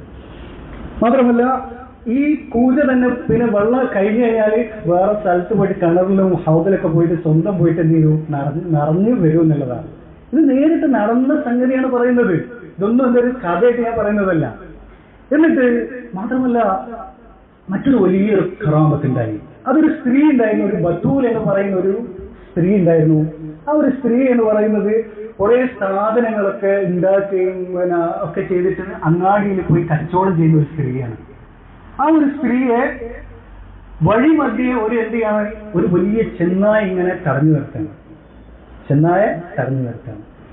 ഇവർ ഈ സാധനങ്ങളൊക്കെ അവരുടെ ഷാൾ ഇതെല്ലാം കെട്ടിയിട്ട് നെഞ്ചത്തെ ഇങ്ങനെ പിടിക്കണം. എന്നിട്ട് ആ സ്ത്രീ വിളിക്കുന്നത് എന്താണ്, യാ ഷേഖ് ഹാമിദ് അൽ ഹഖ്മി. ഷേഖ് ഹാമിദ് എന്നെ കാത്തോളിനെന്ന് വിളിക്കുകയാണ് ചെയ്യുന്നത്. അങ്ങനെ അപ്പൊ തന്നെ ഒരു പക്ഷി വന്നിട്ട് ഈ ചെന്നായ എടുത്താൽ കൊണ്ടുപോയി. ഈ സംഗതി ആരറിയുന്നില്ല, ഈ പറയുന്ന ഷേഖ് ഹാമിദ് അറിഞ്ഞിട്ടേ ഇല്ല. അങ്ങനെ പിന്നീട് ഈ ഒരു സ്ത്രീ എന്ത് ചെയ്യാണ്, ഈ അങ്ങനെയുള്ള നാടുകളിലൊക്കെ ചെന്നായ്ക്കള് മനുഷ്യന്മാരെ പിടിച്ചു തിന്നാന്നുള്ളതൊക്കെ സ്വാഭാവികമായിട്ടുള്ള വളരെ സാധാരണമായിട്ടുള്ള കാര്യമാണ്. അങ്ങനെ ഈ സ്ത്രീ എന്താണ് ഒരുപാട് ഭക്ഷണങ്ങളൊക്കെ ഉണ്ടാക്കിയിട്ട് ഇദ്ദേഹത്തെ ഷേഖ് ഹാമിദിനെ കാണാൻ വരാണ്. അപ്പൊ ഇദ്ദേഹം പറയാണ്, എന്റെ ചെവിയിൽ വന്നിട്ട് ഒരു സംഗതി മന്ത്രിച്ചു. എന്താ മന്ത്രിച്ചത്? നടന്ന കാര്യങ്ങൾ വന്നിട്ട് ഇങ്ങനെ ഒരു സംഗതി, അദൃശ്യമായ ഒരു സംഗതി വന്നിട്ട് മന്ത്രിച്ചു എന്നുള്ളതാണ്. ഇതിന്റെ ഈ പെണ്ണുങ്ങളുടെ പേര് ബത്തൂൽ എന്നാണ്. ഇങ്ങനെയൊക്കെ നടന്നു, വയൽ വെച്ചിട്ട് ചെന്നായ കഴിക്കാൻ വന്നു, എന്നിട്ട് പക്ഷിയെടുത്ത് കൊണ്ടുപോയി എന്നുള്ളത്. അങ്ങനെ ഇദ്ദേഹം പറഞ്ഞു, വരൂ ബത്തൂൽ. എന്നിട്ട് എന്ത് ചെയ്യാണ്, ഈ നടന്ന കാര്യങ്ങൾ അങ്ങോട്ടാണ് പറഞ്ഞു കൊടുക്കുകയാണ്. ഇയാൾ ഇതിനു മുമ്പ് അറിഞ്ഞിട്ടേ ഇല്ല. അങ്ങനെ പിന്നെ ഈ കഥ നാട്ടിലൊക്കെ പ്രചരിച്ചു എന്നുള്ളതാണ്. പിന്നെ നോക്കേണ്ട ആവശ്യമില്ലല്ലോ, വലിയ ഷെയ്ഖായി, മുദബ്ബറായി, അതുപോലെ കുതുബായി എന്നുള്ളതാണ്. അപ്പൊ ഈ ഒരു സംഗതി എന്ന് പറയുന്നത്, ഈ ഒരു കഥ ഇദ്ദേഹം പറഞ്ഞിട്ടുള്ളത്, ലോകത്തോട് വെളിപ്പെടുത്തിയിട്ടുള്ളത് എന്താണ്, വർഷങ്ങൾക്ക് മുമ്പ് അദ്ദേഹം വെളിപ്പെടുത്തിയിട്ടുള്ള കാര്യമാണ്. കഴിഞ്ഞ റമദാനിൽ സൗദി അറേബ്യയിലെ ഒഫീഷ്യൽ ചാനലായിട്ടുള്ള ഖലീജിയ ചാനൽ അദ്ദേഹം നൽകിയിട്ടുള്ള 2 മണിക്കൂറുള്ള അഭിമുഖത്തിൽ ഇത് വെളിപ്പെടുത്തുന്ന ഈ ഒരു സംഭവം, അതാണ് ഞാൻ എന്ത് ചെയ്തിട്ടുള്ളത് വളരെ ചുരുക്കി നിങ്ങളോട് പറഞ്ഞിട്ടുള്ളത്. ഇത് എന്നിട്ട് അവസാനം എങ്ങനെയാണ് ഇദ്ദേഹം ഈ സിഹറിൽ നിന്ന് ഈ ലോകത്തിൽ ഇത് സിഹറാണെന്നോ ഇത് പിന്നെ ജ്യോത്സ്യമാണെന്നോ ഇതൊക്കെ ബലാലത്തും കുഫ്രിയത്തുമാണെന്നോ അദ്ദേഹത്തിന് അറിഞ്ഞിട്ടുണ്ടായിരുന്നില്ല. കാരണം ഇതൊക്കെ പഠിച്ചു വന്നത് ഈ ഒരു രീതിയിലാണ്. ഇതൊക്കെ എന്താണ് ദീനാണെന്നുള്ള രീതിയിൽ ഇങ്ങനെ ബിൽഡ് ചെയ്യപ്പെട്ട് വന്നതാണ്. അവസാനം ഇദ്ദേഹം നിൽക്കുന്നത് എവിടെയാണ്? നൈജീരിയയുടെയും നൈജറിന്റെ ഇടയിലുള്ള സ്ഥലത്താണല്ലേ. അവിടെ ഒരു സുഡാനുകാരൻ, കച്ചവടക്കാരൻ, അദ്ദേഹം അവിടെ വരുന്ന സമയത്ത് ഇദ്ദേഹത്തിന് പിന്നീട് എന്തായി, ആ നാട്ടിലെ വലിയാണ് ആയിരങ്ങൾ ഇങ്ങനെ എന്താണ് കാത്തു നിൽക്കുന്ന, അവർ വന്നിട്ട് പരാതികൾ പറയുകയും വിഷമങ്ങളും ഒക്കെ പറയുന്ന ആണ്. പണ്ഡിതന്മാര് ഒരുപാട് പഠിച്ച് 10 കണക്കിന് വർഷങ്ങൾ പഠിച്ച് ഉറക്കെ വളച്ച് പഠിച്ച പണ്ഡിതന്മാരൊക്കെ ഇയാളെടുത്ത് വന്നിട്ട് എന്ത് ചെയ്യാണ്? ചനിച്ചിങ്ങനെ ഇരിക്കുന്നതാണ്. ഇയാളാണെങ്കിൽ ഇതൊന്നും പഠിച്ചിട്ടില്ല. അങ്ങനെ ഈ സുഡാനി കച്ചവടക്കാരായ സുഡാനി ഈ സ്ഥലത്ത് വന്ന സമയത്ത് ആ നാട്ടുകാർ പറഞ്ഞു, ഇവിടെ ഒരു വലിയൊരു വലിയുണ്ട്, നിങ്ങളെ നാട്ടുകാരനാണ്, സുഡാനിയാണെന്ന് പറഞ്ഞു. അപ്പൊ ഇദ്ദേഹം എന്ത് ചെയ്യാണ്? ഈ കച്ചവടക്കാരൻ ഇദ്ദേഹത്തിന്റെ അടുത്ത് വരികയാണ്. ഇദ്ദേഹത്തിന്റെ അടുത്ത് വരുന്നതിന് ഒരുപാട് ഷർത്തുകളുണ്ട് കേട്ടോ. അതെങ്ങനെയാണ്? ഇദ്ദേഹത്തിന്റെ ആ ഒരു സ്ഥലത്ത് വന്നു കഴിഞ്ഞാൽ ആ ഒരു ചുറ്റും അതിന്റെ ഉള്ളിലേക്ക് കയറുന്നതിന് മുമ്പ് ചെരുപ്പ് അഴിച്ചിടണം. എന്നിട്ട് മുട്ടി കഴിഞ്ഞിട്ടായിരിക്കണം എന്ത് ചെയ്യേണ്ടത്? ഇദ്ദേഹത്തിന്റെ അടുത്തേക്ക് പോകേണ്ടത്. കാരണം വലിയ ഷെയ്ഖാണ്, വരികയാണ്. പക്ഷെ ഈ കച്ചവടക്കാരൻ എന്ത് ചെയ്തിട്ടില്ല? ഇതൊന്നും ചെയ്ത് നേരെ കയറി പോയി. എന്നിട്ട് ഇദ്ദേഹത്തോട് നേരിട്ട് സംസാരിച്ചു, ശക്തമായി സംസാരിച്ചു. ആദ്യം പരിചയപ്പെടുത്തി, അങ്ങോട്ടും ഇങ്ങോട്ടും പരിചയപ്പെട്ടു. ആളുകൾ അന്തപ്പെട്ടുപോയി. ഒരുപാട് അനുയായികളും മുരീദുകളുടെയും ഒരു എന്താണ് വലയത്തിലാണ് ഇയാൾ ഇരിക്കുന്നത്. ഒരു സിംഹാസനത്തിൽ ഇരിക്കുന്ന രൂപത്തിലാണ് ആരിയ്ക്കുന്നത്? ഈ ഷെയ്ഖ് ഹാമിദ് ആദ്യം ഇരിക്കുന്നത്. അപ്പോഴാണ് ഈ സുഡാനി എന്ത് ചെയ്യുന്നത്? നേരെ വന്നിട്ട് കാര്യം പറയുന്നത്. എന്നിട്ട് പറഞ്ഞു, ഇദ്ദേഹം പറഞ്ഞു, നിങ്ങൾ ചെയ്യുന്നത് മുഴുവൻ സിഹറാണ് എന്നാണ് പറഞ്ഞത്. ഇത് ശൈത്താൻ ആരാധിക്കാണ് നിങ്ങൾ ചെയ്യുന്നത്, പൈശാചിക സേവയാണ് നിങ്ങൾ മുഴുവനായി ചെയ്തുകൊണ്ടിരിക്കുന്നത് എന്നുള്ളത് എന്ത് ചെയ്തു? ഇദ്ദേഹം അവിടെ പറഞ്ഞു. എന്നിട്ട് ഇദ്ദേഹം ചോദിച്ചു, എന്തായിരുന്നു തെളിവ്? ഇതൊക്കെ അദ്ദേഹം ആദ്യം കേൾക്കാൻ അന്ത് വിട്ടുപോയി. ഇദ്ദേഹം പറഞ്ഞു, നിങ്ങളുടെ റൂഹാനെ നിങ്ങൾ വിളിക്കും, സഹ്സോബി വിളിക്കുന്നു പറഞ്ഞു. ഇദ്ദേഹം പറഞ്ഞു, ഞാൻ ആയത്തിൽ കുറിച്ച് അറിവ്, നിങ്ങൾ വിളിക്കുന്നു പറഞ്ഞു. സഹ്സോബിന്റെ ഏരിയയിൽ വരുന്നില്ല.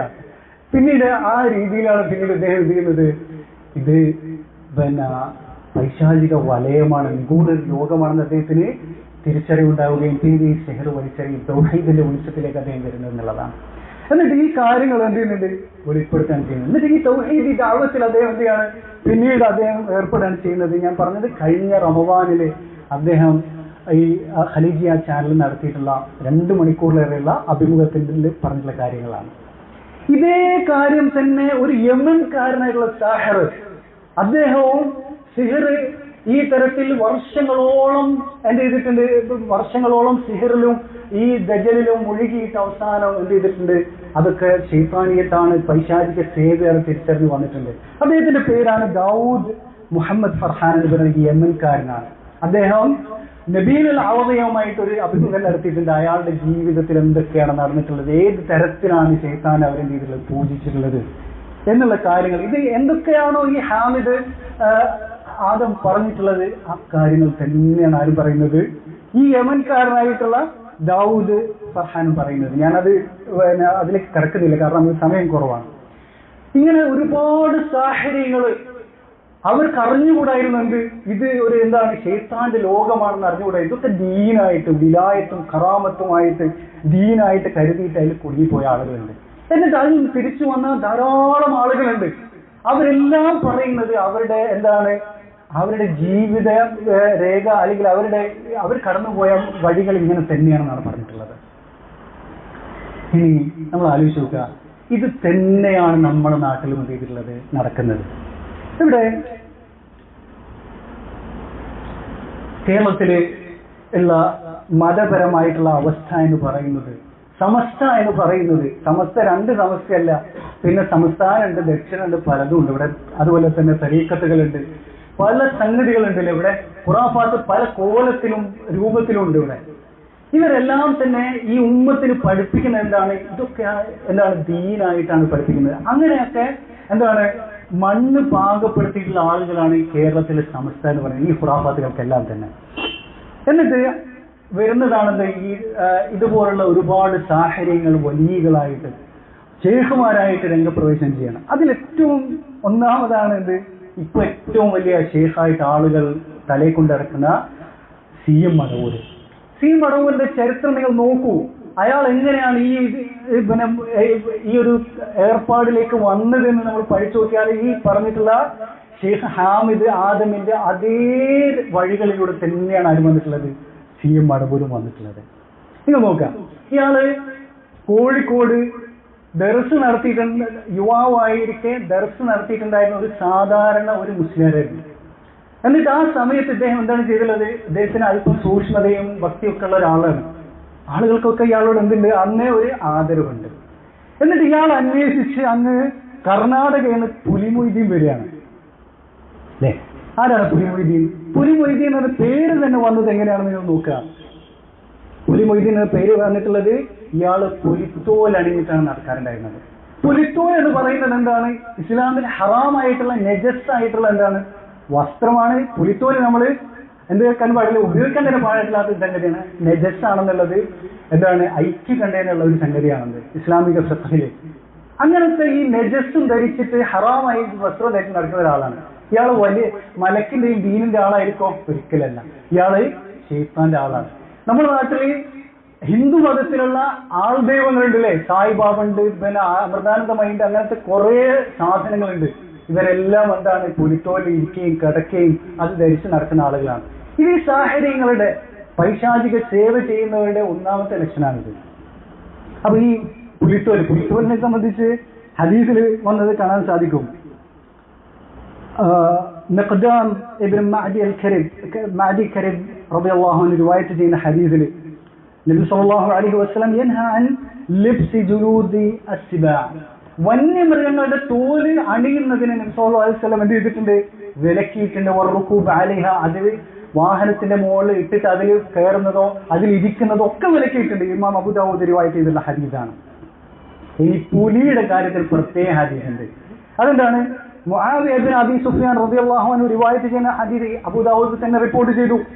അന്ന റസൂലുള്ളാഹി സ്വല്ലല്ലാഹു അലൈഹി വസല്ലം അൻ റുകൂബിൻ നിമാർ യഅനി ജുലൂദൻ നിമാർ, പുലിത്തോല് ധരിക്കുന്നത് നബി സല്ലല്ലാഹു അലൈഹി വസല്ലം വിലക്കി. അത് വസ്ത്രമായിട്ട് ധരിക്കുന്നതും അത് വിരിച്ചതിന്റെ മേൽ ഇരിക്കുന്നതും ഒക്കെ വിലക്കി എന്നുള്ളതാണ്. എത്ര ഹദീസാണ് പുലിത്തോലിന്റെ കാര്യത്തിൽ നേരിട്ട് വന്നിട്ടുള്ളത്. മറ്റൊരു ഹദീസ് നിങ്ങൾ ശ്രദ്ധിക്കുക. عن معاوية رضي الله عنه عن النبي صلى الله عليه وسلم لا تسحب الملائكة رفقة فيها جلد نمر. പുലിത്തോലുള്ള ഒരു കൂട്ടത്തിലേക്ക് മലക്ക് വരൂലെന്നാണ്. ഒരു കൂട്ടര് അവരുടെ കൂട്ടത്തിൽ ആരെങ്കിലും ഈ പുലിത്തോലുമായിട്ട് നടക്കുന്ന ആളുണ്ടെങ്കിൽ ആ ഏരിയയിലേക്ക് മലക്ക് വരൂല. പിന്നെ ആരെ വരിക, ശൈത്താനാണ് വരിക. ഇത് ഇമാം അബൂ ദാവൂദ് റിവായത്ത് ചെയ്തിട്ടുള്ള സഹീഹായ ഹദീസാണ്. എത്ര ഹദീസുകൾ ഈ വിഷയത്തിലുണ്ട്.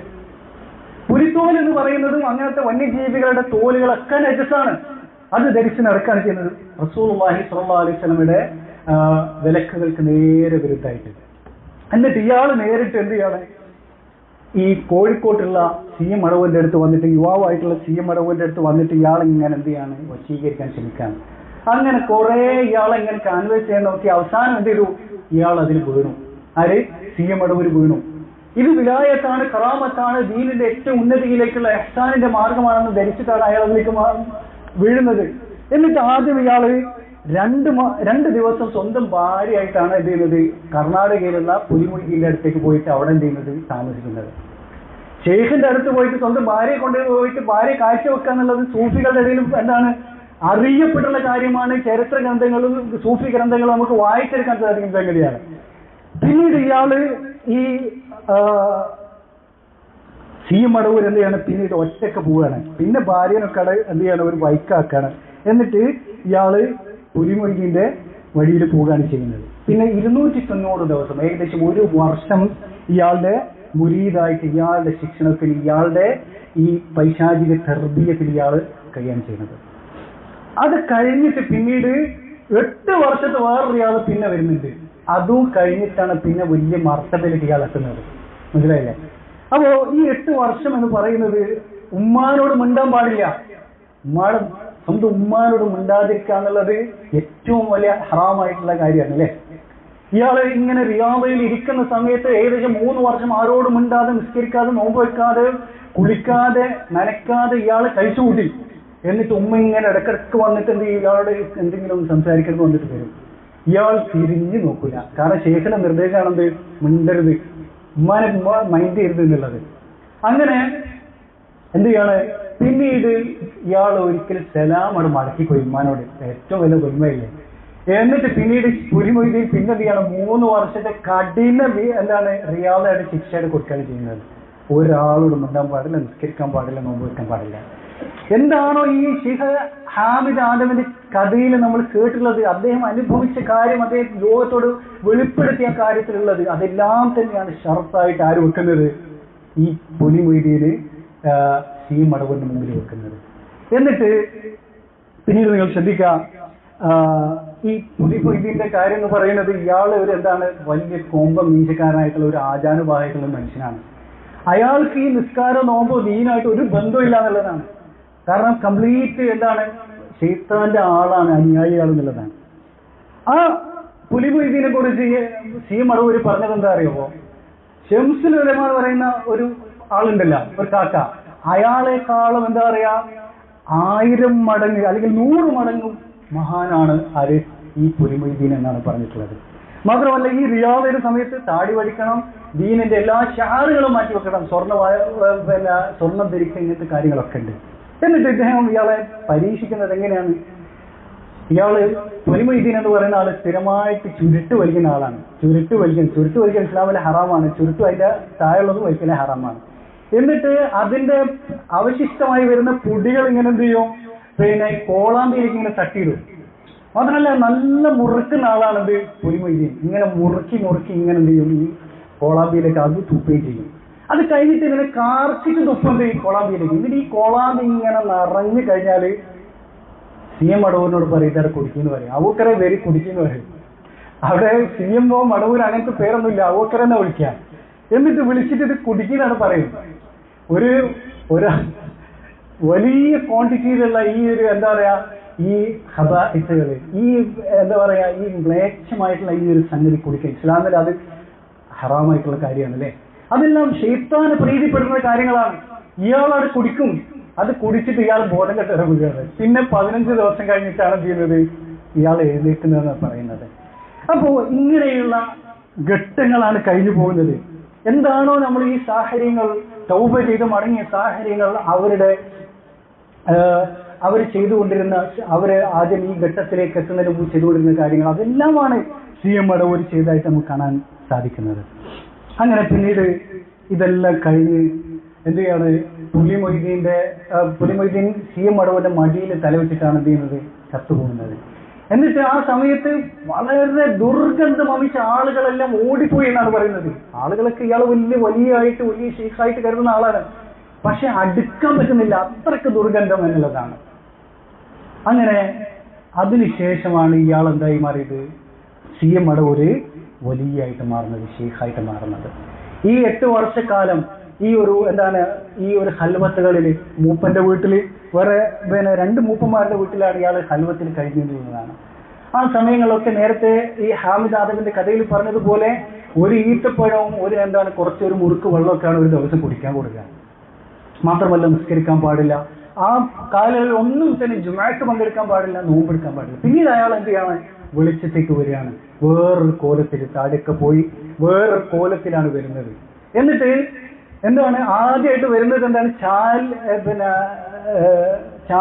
ചാലിയം എന്ന് പറയുന്ന കോഴിക്കോടുള്ള സ്ഥലത്തേക്കാണ് വരുന്നത് റമദാൻ മാസത്തിൽ. എന്നിട്ട് പരസ്യമായിട്ട് ചായ കുടിക്കാൻ ആളുകളുടെ മുമ്പിൽ നിന്ന് അവിടെയുള്ള ആളുകളോട് ഇയാള് വലിയ ഷെയ്ഖായിട്ട് ഈ ആളുകൾ ഇങ്ങനെ ചുറ്റും കൂടുകയാണ്. എന്നിട്ട് ഇയാള് അവിടെയുള്ള ആളുകളൊക്കെ നോമ്പ് മുറിക്കാൻ ചായ കുടിക്കാൻ വേണ്ടിയിട്ട് ആവശ്യപ്പെടുകയാണ്. എന്നിട്ട് അവർക്കൊക്കെ ചായ കൊടുക്കാൻ ചെയ്യുന്നത്. ഇവിടെ കേരളത്തിലെ അന്നുണ്ടായിരുന്ന വലിയ പണ്ഡിതന്മാരായിട്ട് പറയപ്പെടുന്ന ഖമറുൽ ഉലമമാരും ശംസുൽ ഉലമമാരും തുടങ്ങിയിട്ടുള്ള, അതുപോലെ തന്നെ മുഹഖിഖ് ആയിട്ട് അറിയപ്പെട്ടുള്ള അങ്ങനത്തെ കുറെ ആളുകളുണ്ട്, പേരുകളുണ്ട് അല്ലെ. കണ്ണിയത്ത്, അതുപോലെ തന്നെ EK, AP, അങ്ങനെ OK, അങ്ങനത്തെ കുറെ പേരുകളുണ്ട്. ഇവർക്കൊന്നും തന്നെ ഇതിന്റെ മുമ്പിൽ ഒന്നും പറയാൻ സാധിക്കുന്നില്ല. കാരണം ഇവർ പഠിച്ചിട്ടുള്ളത് എന്താണ്? ഈ സമസ്ത എന്ന് പറയുന്നതിന് ഈ സിഹറിന്റെ മേല്, ഈ വക ശൈത്താനീയത്തിന്റെ മേല് കട്ടിപ്പടിക്കപ്പെട്ടുള്ള ഒരു ആശയമാണ്. അവരെ സംബന്ധിച്ചിടത്തോളം ഇത് ഏറ്റവും കറാമത്താണ്. മനസ്സിലായില്ലേ? അപ്പോ ഇവിടെ നമ്മൾ ഇമാം ശാഫിഈ റഹിമഹുല്ലാഹ് പറഞ്ഞിട്ടുള്ള കാര്യം ഒന്നുകൂടെ ശ്രദ്ധിക്കുക. ഒരാൾ ഇങ്ങനെ അത്ഭുതങ്ങൾ കാണിക്കാൻ തുടങ്ങിക്കഴിഞ്ഞാൽ അയാളുടെ കാര്യം നിങ്ങൾ എന്ത് ചെയ്യുക? ഖുർആനും സുന്നത്തിലും തട്ടിച്ചു നോക്കുക. അയാളുടെ വിശ്വാസങ്ങൾ, പ്രവർത്തികൾ, അയാളുടെ രീതികളൊക്കെ തട്ടിച്ചു നോക്കുക. സി മടവൂരിന്റെ കാര്യത്തിൽ നമുക്കറിയാം, നിസ്കരിക്കില്ല, ജുമ പങ്കെടുക്കൂല, നോമ്പെടുക്കൂല, എല്ലാവിധ ഇസ്ലാമിക നിയമനിർദ്ദേശങ്ങളിൽ നിന്നും അയാൾക്ക് ബാധകമല്ല എന്നുള്ളതാണ്. ഇത് തന്നെയാണ് എന്താണ് സാഹിറാണെന്നുള്ളതിന്റെ ഒന്നാമത്തെ ലക്ഷണം. അങ്ങനെ ഇയാള് ഈ തരത്തിലുള്ള വലിയ സിഹറിന്റെ അങ്ങേയറ്റം തെറ്റിപ്പോയിട്ടുണ്ട്. അതുകൊണ്ടാണ് ഇയാൾ എന്ത് ചെയ്യുന്നത്, ഈ തരത്തിലുള്ള വലിയ കുതുബുൽ ആലമായിട്ട് ഇന്ന് പരിചയപ്പെടുത്തുന്നത്. നമ്മൾ നേരത്തെ പറഞ്ഞു, ഷെയ്ഖ് ഹാമിദ് ആദമിനെ കുതുബായിട്ട് തന്നെയാണ് ആ നാട്ടുകാർ പരിചയപ്പെട്ടിട്ടുള്ളത്. കുതുബായിട്ടാണ്, കുതുബുൽ ആലമായിട്ടാണ് പരിചയപ്പെടുത്തിയിട്ടുള്ളത്. മാത്രമല്ല അതും കടന്നിട്ട് മുദബ്ബിറുൽ ആലമായിട്ടാണ് എന്ത് ചെയ്യുന്നത്, പരിചയപ്പെടുത്തുന്നത് അല്ലേ. അങ്ങനെ സി മടവൂരിന്റെ ഒരു ചരിത്രം നമ്മൾ നോക്കുക. ഈ തരത്തിലുള്ള ശൈത്താൻ സേവ് തന്നെയാണ് അവിടെ നടന്നിട്ടുള്ളത്. എന്നിട്ട് അതിന്റെ മുമ്പിൽ ഒന്നും പറയാതെ അറിവ് മൂടി വെക്കുന്ന ആളുകളാണ്, അറിഞ്ഞിട്ടുള്ള ആളുകൾ വരെ അറിഞ്ഞ് മൂടി വെക്കുകയാണ് ചെയ്യുന്നത് ഈ സമസ്തയിലുള്ള പണ്ഡിതന്മാരായിട്ടുള്ള ആളുകൾ. ഇനി വേറെ അല്ല, ഇത് കഴിഞ്ഞിട്ടുള്ള അടുത്ത ആളുകളിലേക്കൊക്കെ നമ്മൾ നോക്കി ഇവരുടെ ഷെയ്ഖായിട്ട് വലിയായിട്ട് പരിചയപ്പെടുത്തിയ ആളുകളൊക്കെ ലൈനിൽ തന്നെയാണ്. ഒന്നാമത് ഒരാളാണെന്ത്, ബീരാണ്ടി വലി എന്ന് പറയുന്ന ഒരാള്. അയാള് പിന്നെ മലപ്പുറത്തുള്ള കീശ്ശേരി എന്ന് പറയുന്ന സ്ഥലത്തുള്ള ആളാണ്. അയാളുടെ പരിപാടി എന്താണ്, അയാളെ കാണാൻ വേണ്ടി ഒരു മൂലാര് എന്ത് ചെയ്യാണ്, ആളുകളെയും കൂട്ടി പോകുന്ന സമയത്ത് അയാൾ അവിടെ എന്ത് ചെയ്യാണ്, സ്ത്രീകളുമായി സംസാരിച്ചിരിക്കുകയാണ്. അങ്ങനെ സംസാരിക്കുന്നത് എങ്ങനെയാണ്, മുസ്ഹഫിന്റെ മേൽ കയറി നിന്നിട്ടാണ് സംസാരിക്കുന്നത്. സുബ്ഹാനല്ലാഹ്, ഇതാണ് ശൈത്താനിയത്ത് എന്ന് പറയുന്നത്, സിഹർ എന്ന് പറയുന്നത്. ശൈത്താൻ ആരാധിക്കുക എന്ന് പറയുന്നത് ഇത് തന്നെയാണ് അല്ലേ. ഇത് തന്നെയാണ് ഏറ്റവും വലിയ പൈശാചിക ആരാധന. ഖുർആനിന്റെ മേൽ കയറി നിൽക്കുക. ഇയാളെ പോലുള്ള ആളുകളെ എന്നിട്ട് ആരാണ് വരവേൽക്കുന്നത്, തങ്ങന്മാര്, വലിയ കാശിയും ചെറിയ കാശിയും പോലുള്ള വലിയ തങ്ങന്മാര്, ജനങ്ങളുടെ ഇടയിൽ സ്വീകാര്യതയുള്ള ആളുകളൊക്കെ ഇവരെ എന്ത് ചെയ്യാണ്, ആദരിക്കാൻ ബഹുമാനിക്കാൻ ചെയ്യുന്നത്. ഇനി അതുപോലെ കല്യാണ മൗല എന്ന് അറിയപ്പെടുന്ന വ്യക്തി, അതിൽ പിന്നെ AP സമസ്തയിലുള്ള പൊന്മളയെ പോലുള്ള ആളുകളൊക്കെ ഇയാൾ കള്ളവലിയാണെന്നുള്ളത് പറഞ്ഞിട്ടുണ്ട്. അവർക്ക് പറയാനൊരു പേടിയുണ്ട്. കാരണം എന്താണ്, എന്തെങ്കിലും കുരുത്തക്കേട് വരുമോ എന്നുള്ളൊരു പേടി. എന്നിട്ട് ഇയാളുടെ കാര്യം എന്താണ്, ഇയാള് അറിവുള്ള ആളുകളെ നായ്ക്കളെ പട്ടികളെ എന്നൊക്കെ വിളിക്കുകയാണ് ചെയ്യുക. എന്നിട്ട് ആട്ടി അകറ്റുകയാണ് ചെയ്യുക. ചിലപ്പോൾ കൈ കിട്ടുന്നതുകൊണ്ട് എന്ത് ചെയ്യണം, എറിഞ്ഞു ഓടിക്കുകയാണ് ചെയ്യുക. എന്താണ്, മുത്താലിമുകളെയും അതുപോലെ തന്നെ മാലിമുകളെയൊക്കെ തന്നെ.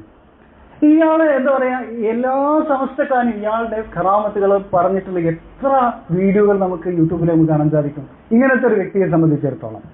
അതുപോലെ തന്നെ മീനങ്ങാടി സുലൈമാനെ സംബന്ധിച്ചിടത്തോളം പല ആളുകളും നേരത്തെ ഇക്കയെ പോലുള്ള ആളുകളൊക്കെ കള്ളനാണെന്ന് പറഞ്ഞിട്ടുണ്ട്.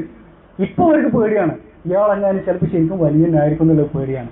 എന്നിട്ട് ഒളിച്ചും പാത്തും ഇയാളെ കാണാൻ വേണ്ടി ബർക്കത്തെടുക്കാൻ ആര് പോവാണ്, മുസ്ലിയാക്കന്മാര് പോവുകയാണ്. വലിയ തലക്കെട്ട് കിട്ടിയ ആളുകൾ പോവുകയാണ്. എന്നിട്ട് രഹസ്യമായിട്ട് പോയിട്ട് ബർക്കത്തെടുക്കുകയാണ് ചെയ്യുന്നത്. ഇയാളാരാണ്, താടിയൊന്നും ഇല്ലാത്ത സിഗരറ്റ് വലിച്ച് നടക്കുന്ന ഒരു എന്താണ് ഫാസ്റ്റായിട്ടുള്ള ഒരു വ്യക്തിയാണ്. അതുപോലെ തന്നെ അടുത്തിടെ രംഗത്ത് വന്നിട്ടുള്ള വ്യക്തിയാണെന്ത്, വടിത്തങ്ങൾ. ദീനിലൊരു എന്താ പറയാ, അടിസ്ഥാനം വരെ അറിയാത്ത, ഫാത്തിഹ ഓതാൻ പറയാത്ത ആള്, ഈ സംഗീത ഹാർമോണിയവും മ്യൂസിക്കുമായിട്ട് നടക്കുന്ന ആള്. അതുപോലെ തന്നെ നേരത്തെ നമ്മൾ പറഞ്ഞിട്ടുള്ള പിന്നെ ആറ്റക്കോയത്തങ്ങൾ, ഹാമിദ് ആറ്റക്കോയത്തങ്ങളെ സംബന്ധിച്ചിടത്തോളം ഇയാൾക്കും കിട്ടിയത് എന്തിനാണ്, സലാത്തുൽ ഫാത്തിഹ, തിജാനി സലാത്തുൽ ഫാത്തിഹ തന്നെയാണ് കിട്ടിയിട്ടുള്ളത്. ആ ലൈനിലാണ് ഇവരെല്ലാവരും വരുന്നത്. അവർക്കും ഖുർആൻ ഫാത്തിഹ ഓതാൻ അറിയില്ല, ഖുർആൻ ഓതാൻ അറിയില്ല. സിനിമാ പാട്ട് ഇങ്ങനെ പാടിക്കൊടുക്കും, മാപ്പിള പാട്ട് ഇങ്ങനെ പാടിക്കൊടുക്കും. പെണ്ണുങ്ങൾ ഇങ്ങനെ എന്ത് ചെയ്യും, ഇയാളുടെ പുറകിൽ എന്ത് ചെയ്യാണ്, ഇയാം പാട്ടുകളെ പോലെ പോവുകയാണ് ചെയ്യുന്നത്. ഇനി വേറൊരു കക്ഷി ഉണ്ട്, ഏർവാടിയിൽ ഒരു കൃഷ്ണേട്ടൻ എന്ന് പറയുന്ന ഒരാളുണ്ട്. ഇയാളുടെ കാര്യം എന്താണ്, ഇയാൾക്ക് ചെറിയ അസുഖമുള്ള ഒരാളായിരുന്നു. അങ്ങനെ ഇയാളോട് മലപ്പുറത്തുള്ള ഒരു സമസ്തക്കാർ എല്ലാവരും കക്ഷിഭേദമന്യേ എല്ലാവരും പാടിപ്പോയെത്തുന്ന വലിയ ആദരിക്കുന്ന ഒരു വലിയായിട്ട് ഷെയ്ത്താന്റെ വലിയായിട്ടുള്ള അമ്പൻകുന്ന് ബീരാനൗലിയ എന്ന് പറയുന്ന ഒരാള്. ഈ ബീരാനൗലി ഇയാൾ എന്ത് ചെയ്യാണ്, ഏർവാടിക്ക് അയക്കാണ്. ഏർവാടി എന്ന് പറഞ്ഞാൽ എന്താണ്, ഈ പൈശാചിക സേവയുടെ എന്താണ് ലോകമാണത്, അതിന്റെ കേന്ദ്രം. അങ്ങനെ അവിടത്തേക്ക് ആരയക്കാണ്, ഈ കൃഷ്ണേട്ടൻ അയക്കാണ്. എന്നിട്ട് അവിടെ വെച്ചിട്ട് ഇയാളുടെ മേലുള്ള നിർദ്ദേശം എന്താണ്, അവിടുത്തെ പിന്നെ സോക്കോൾഡ് ഔലിയാക്കളെ നിർദ്ദേശം കൊടുക്കുന്ന എന്താണ്, ഇനി മുതൽ കുളിക്കാൻ പാടില്ല. ഇയാൾ ഏകദേശം 8 വർഷമായി അവിടെ ഉണ്ട്, ഇയാൾ ഇതുവരെ കുളിച്ചിട്ടില്ല. പല്ല് തേക്കാൻ പാടില്ല. ഇതൊക്കെ ആരെ പ്രീതിപ്പെടുത്തുന്ന കാര്യങ്ങളാണ്, അള്ളാഹിനെ പ്രീതിപ്പെടുത്തുന്നതാണോ, മലക്കുകൾക്ക് ഇഷ്ടപ്പെടുന്ന കാര്യമാണോ, അല്ലെ ശൈത്താൻ ഇഷ്ടപ്പെടുന്ന കാര്യമാണോ? 8 വർഷമായിട്ട് കുളിച്ചിട്ടില്ലല്ലോ. വസ്ത്രം മാറാൻ പാടില്ല. 8 വർഷമായിട്ട് വസ്ത്രം മാറിയിട്ടില്ല. എന്നിട്ട് സ്വപ്നത്തിലൂടെ ഇയാളെ എന്ത് ചെയ്യും, ഈ ശൈത്താന്മാർ വന്നിട്ട് നിർദ്ദേശങ്ങൾ കൊടുക്കും, പലതും പറഞ്ഞു കൊടുക്കും. ചിലപ്പോൾ ചെവിയിൽ വന്ന് പറയുന്നതാണ് ആര് പറയുന്നത്, ഈ കൃഷ്ണേട്ടനും പറയുന്നത്. എന്നിട്ട് ഇയാൾ ഇങ്ങനെ കുറെ ഈ എന്താ പറയാ ഈ കള്ള സലാത്തുകളൊക്കെ ഇങ്ങനെ പാടി, അതുപോലെ തന്നെ ഔലിയന്മാരുടെ എന്താണ് മധുരകൾ പാടി ഇങ്ങനെ നടക്കാൻ ചെയ്യുന്നത്. ഇതാരാണ് ഈ എറുവാടി കൃഷ്ണേട്ടൻ. ഇനിയിപ്പോ ഇയാള് ഒരു കൃഷ്ണേട്ടനാണ്, ഇയാൾ ചെയ്യുന്നത് എന്താ പറയാ, അയാളുടെ ഒരു പിന്നെ ലെവൽ വെച്ചിട്ടാണ് നമ്മൾ ഇയാൾ ചില ആളുകൾ പറഞ്ഞേക്കാം. പക്ഷെ ഇപ്പോഴത്തെ അവസ്ഥ എന്താണ്, ഇയാളെ കാണാൻ വേണ്ടിയിട്ട് എല്ലായിടത്തും ആളുകൾ എന്ത് ചെയ്യാണ്, ഏർവാടിക്ക് പോവാണ് കൃഷ്ണേട്ടനെ കാണാൻ വേണ്ടി. വലിയ തലക്കെട്ട് കെട്ടിയ മൂല്യാക്കന്മാര്, സഖാഫിമാര്, അശ്വന്മാരും ഷാജിമാരൊക്കെ പോകണത് കൃഷ്ണേട്ടനെ കാണാൻ വേണ്ടിയിട്ട്. എന്നിട്ട് കൃഷ്ണേട്ടനോട് പറയുന്നത് എന്താണ്, നിങ്ങളാണ് ഔലിയാക്കൾക്ക് സേവിച്ച ആള്, ഔലിയാക്കളെ അടുത്തറിഞ്ഞിട്ട് ആൾ നിങ്ങളാണ്, ഔലിയാക്കളുടെ എന്താ പറയാ ആ അറിവുകൾ ഞങ്ങൾക്കൊന്ന് പറഞ്ഞു തരുന്ന ആരടുത്ത് പോയിട്ടാ പറയുന്നത്, ഈ എന്താ പറയാ വർഷങ്ങൾ ഇരുന്ന് പഠിച്ചിട്ടുള്ള കിതാബുകൾ മേലെ അടയിരുന്നിട്ടുള്ള ഈ മുസ്ലിയാക്കന്മാർ പോയിട്ട് കൃഷ്ണേട്ടനോടാണ് പറയുന്നത് ഈ അറിവുകൾ ഞങ്ങൾ പറഞ്ഞു തരുമെന്ന് പറയുകയാണ് ചെയ്യുന്നത്. സുബ്ഹാനല്ലാഹ്. നമ്മൾ ചിന്തിക്കണം, എവിടെയാണ് ഇവർ കിടക്കുന്ന ഒരു ലോകം എന്ന് പറയുന്നത് ഈ ഒരു ശൈത്താന്റെ ലോകത്തിലാണ് കിടക്കുന്നത് എന്നുള്ളതാണ്. അപ്പോ മാത്രമല്ല നമ്മുടെ നാട്ടില് ഇതിനൊക്കെ അപ്പുറത്ത് എന്താണ് എന്തെല്ലാം കാര്യങ്ങൾ സിഹറുമായിട്ട് നേരിട്ട് ബന്ധമുള്ള, ശൈത്താനുമായിട്ട് നേരിട്ട് ബന്ധമുള്ള എന്തെല്ലാം കാര്യങ്ങൾ ഈ ഔലിയാക്കൾ എന്ന പേരിൽ നടക്കുന്ന ആളുകളല്ലാത്ത തന്നെ സാധാരണ മുസ്ലിയാക്കന്മാരെ തന്നെ ബന്ധപ്പെടുന്ന സിഹറിന്റെ മേഖലകൾ. അതാണ് അസ്മാ തൽസമാത്തുകളിലെ ഇവരുടെ ഗ്രന്ഥങ്ങളിലെല്ലാം തന്നെ പഠിപ്പിക്കപ്പെട്ടു പോന്നിട്ടുള്ള സംഗതിയാണ് അസ്മാ തൽസമാത്ത് എന്ന് പറയുന്നത്. അസ്മാ എന്ന് പറഞ്ഞിട്ട് ഇവർ പറയുന്നത് അസ്മാ ഉൽ ഹുസ്ന എന്ന് പറയുന്നു. അസ്മാ ഉൽ ഹുസ്ന അതിൽ 4 അകലത്ത് വരെ ഇല്ലാത്ത സംഗതിയാണ്. അതിലൊക്കെ ശൈത്താന്മാരുടെ പേരുകൾ, നമുക്ക് അറബിയിലല്ലാത്ത പേരുകളാണുള്ളത്. ഒരുപാട് ഈ സഹ്സഹോബിയുടെ പേര് പറഞ്ഞ പോലത്തെയുള്ള കടിച്ചാൽ പൊട്ടാത്ത പേരുകളാണ് അതിലുള്ളത്. എന്നിട്ട് അതൊക്കെ ഇങ്ങനെ മുട്ടേന്റെ മേലും തകിടിന്റെ മേലും അതുപോലെ തന്നെ ഇലേന്റെ മേലും ഒക്കെ ഇങ്ങനെ എഴുതാണ് ഇവർ ചെയ്യുന്നത്. അതുപോലെ തന്നെ നെജസ് കൊണ്ട് എഴുതുന്ന, തല തിരിച്ചെഴുതുന്ന അള്ളാന്റെ പേരുകളൊക്കെ തല തിരിച്ചെഴുതും. കാരണം എന്താണ്, സാധാരണക്കാരെന്ത് പറ്റിക്കാൻ വേണ്ടിയിട്ട്. ഇവിടെ നമ്മൾ എത്തുന്നത് ഈ തിൽബീസിലേക്കാണ്. എത്രത്തോളമാണ് ഇവരെന്ത് ചെയ്യുന്നത്, ഈ ഉമ്മത്തിലെ സാധാരണക്കാരെ പറ്റിക്കുന്നത്. ഈ കുഫ്രിയത്തുകൾക്കൊക്കെ ഇസ്ലാമിന്റെ കുപ്പായം ഇട്ട് കൊടുക്കുകയാണ് ചെയ്യുന്നത്. അതുപോലെ അറബി ജ്യോതിഷം, അറബിയുടെ പേരാണ് കൊടുത്തു കഴിഞ്ഞാൽ പിന്നെ ഹലാലായി. ജ്യോതിഷം തന്നെ അത് നക്ഷത്രങ്ങളുടെ പേരുകളും ഈ എന്തൊക്കെയാണോ ഹൈന്ദവ പൂജാരിമാര് പണിക്കന്മാര് എന്തൊക്കെയാണ് ചെയ്യുന്നത് അത് തന്നെ ഇവർ ചെയ്യാണ്. അതിന്റെ പേരിൽ കാർത്തിക അതുപോലെ മറ്റേത് മറിച്ചതെന്ന് പറഞ്ഞിട്ട് ആ നക്ഷത്രങ്ങളിലൊക്കെ പേരും ആ ദിവസങ്ങൾക്ക് ആ നക്ഷത്രത്തിൽ ജനിച്ച ആളുകൾക്ക് ഇന്ന ദിവസങ്ങളിൽ നിന്നൊക്കെ ലക്ഷണവും ലക്ഷണക്കേടും ഒക്കെ അവർ പറഞ്ഞു കൊടുക്കാൻ ചെയ്യും. അതുപോലെ തന്നെ ഇസ്ലാമിക തച്ചുശാസ്ത്രം. എന്ത് ഇസ്ലാമിക തച്ചുശാസ്ത്രം? തച്ചുശാസ്ത്രം എന്ന് പറയുന്നത് ഹൈന്ദവ എന്താ പറയാ മതത്തിന്റെ ഭാഗമായിട്ടുള്ള സംഗതിയാണ്. ഇതിനെയും ഇസ്ലാമീകരിക്കാൻ ചെയ്യുന്നത്. അപ്പോഴും എന്തായി തീർന്നു, ഇപ്പൊ ഇസ്ലാമിക ബാങ്ക് എന്നൊക്കെ പറഞ്ഞ പോലെ ഇസ്ലാമിക ജിന എന്ന് പറയുന്നത് പോലെ ഇസ്ലാമിക എന്ന് ബാക്കിൽ ചേർത്ത് കൊടുത്താൽ പിന്നെ എന്തായി ഹലാലായി തീർന്നു എന്നുള്ളതാണ്. അതുപോലെ തന്നെ അറബി മാന്ത്രികം, കണക്ക്, അസ്റാറുകള്, അതുപോലെ പിന്നെ കല്ലുകള്, ഇങ്ങനത്തെ എന്താ പറയാ മോതിര കല്ലുകൾ, ഓരോ കല്ലിനും ഓരോ എന്താണ് തഹസീർ ഉണ്ടാകും എന്നുള്ളതാണ് പഠിപ്പിക്കുന്നത്. എന്നിട്ട് ആളുകളെ കൊണ്ട് എന്താ പറയാ ലക്ഷങ്ങൾ കൊണ്ട് ഇതെന്ത് ചെയ്യാണ് വാങ്ങിപ്പിക്കുകയാണ് ചെയ്യുന്നത്. കച്ചവടക്കാരും പഠിക്കുന്ന ആളുകൾ വിദ്യാർത്ഥികളൊക്കെ ഇതൊക്കെ വാങ്ങിക്കുന്ന എന്താണ് ലക്ഷങ്ങൾ കൊടുത്തിട്ട് ഇതൊക്കെ വാങ്ങിയാൽ എന്തുണ്ടാകും, ഇന്ന് ലക്ഷങ്ങൾ നടക്കും, ഇന്ന് മോതിരം ധരിച്ചു കഴിഞ്ഞാൽ വലിയ പണക്കാരനാകാൻ പറ്റും എന്നുള്ളതൊക്കെയാണ് പഠിപ്പിക്കുന്നത്. മാത്രമല്ല സെഹറിന്റെ ഗ്രന്ഥങ്ങള് നമ്മുടെ നാട്ടിലുള്ള സമസ്തക്കാരുടെ ലൈബ്രറികളിൽ എന്താണ് യഥേഷ്ടം നമുക്ക് കാണാൻ കഴിയും. ആ ഗ്രന്ഥങ്ങളെല്ലാം തന്നെ മലയാളത്തിൽ പരിഭാഷപ്പെടുത്തപ്പെട്ടിട്ടുണ്ട്. അത് മാത്രമല്ല എളുപ്പത്തിൽ പഠിച്ചു തുടങ്ങാനും ഒക്കെ എന്ത് ചെയ്യുന്നുണ്ട്, അതിന്റെ ഈസി കോഴ്സുകൾ, 1 മാസത്തെ കോഴ്സ്, 2 ആഴ്ചത്തെ കോഴ്സ് ഒക്കെ അവർ കൊടുക്കുന്നുണ്ട് എന്നുള്ളതാണ്. നോക്കൂ നിങ്ങൾ എത്രത്തോളമാണ് ഈ ഒരു സമസ്തയുടെ അതല്ലെങ്കിൽ നമ്മുടെ നാട്ടിലെ ഈ സൂഫികളുടെയും അശ്അരികളുടെയും ഒരു ലോകം എന്ന് പറയുന്നത് ഈ ശൈത്താനുമായിട്ടും സെഹറുമായും ബന്ധപ്പെട്ട് കിടക്കുന്നു എന്നുള്ളതാണ്. ഇവിടെ അവസാനമായിട്ട് നമുക്ക് പറയാനുള്ളത്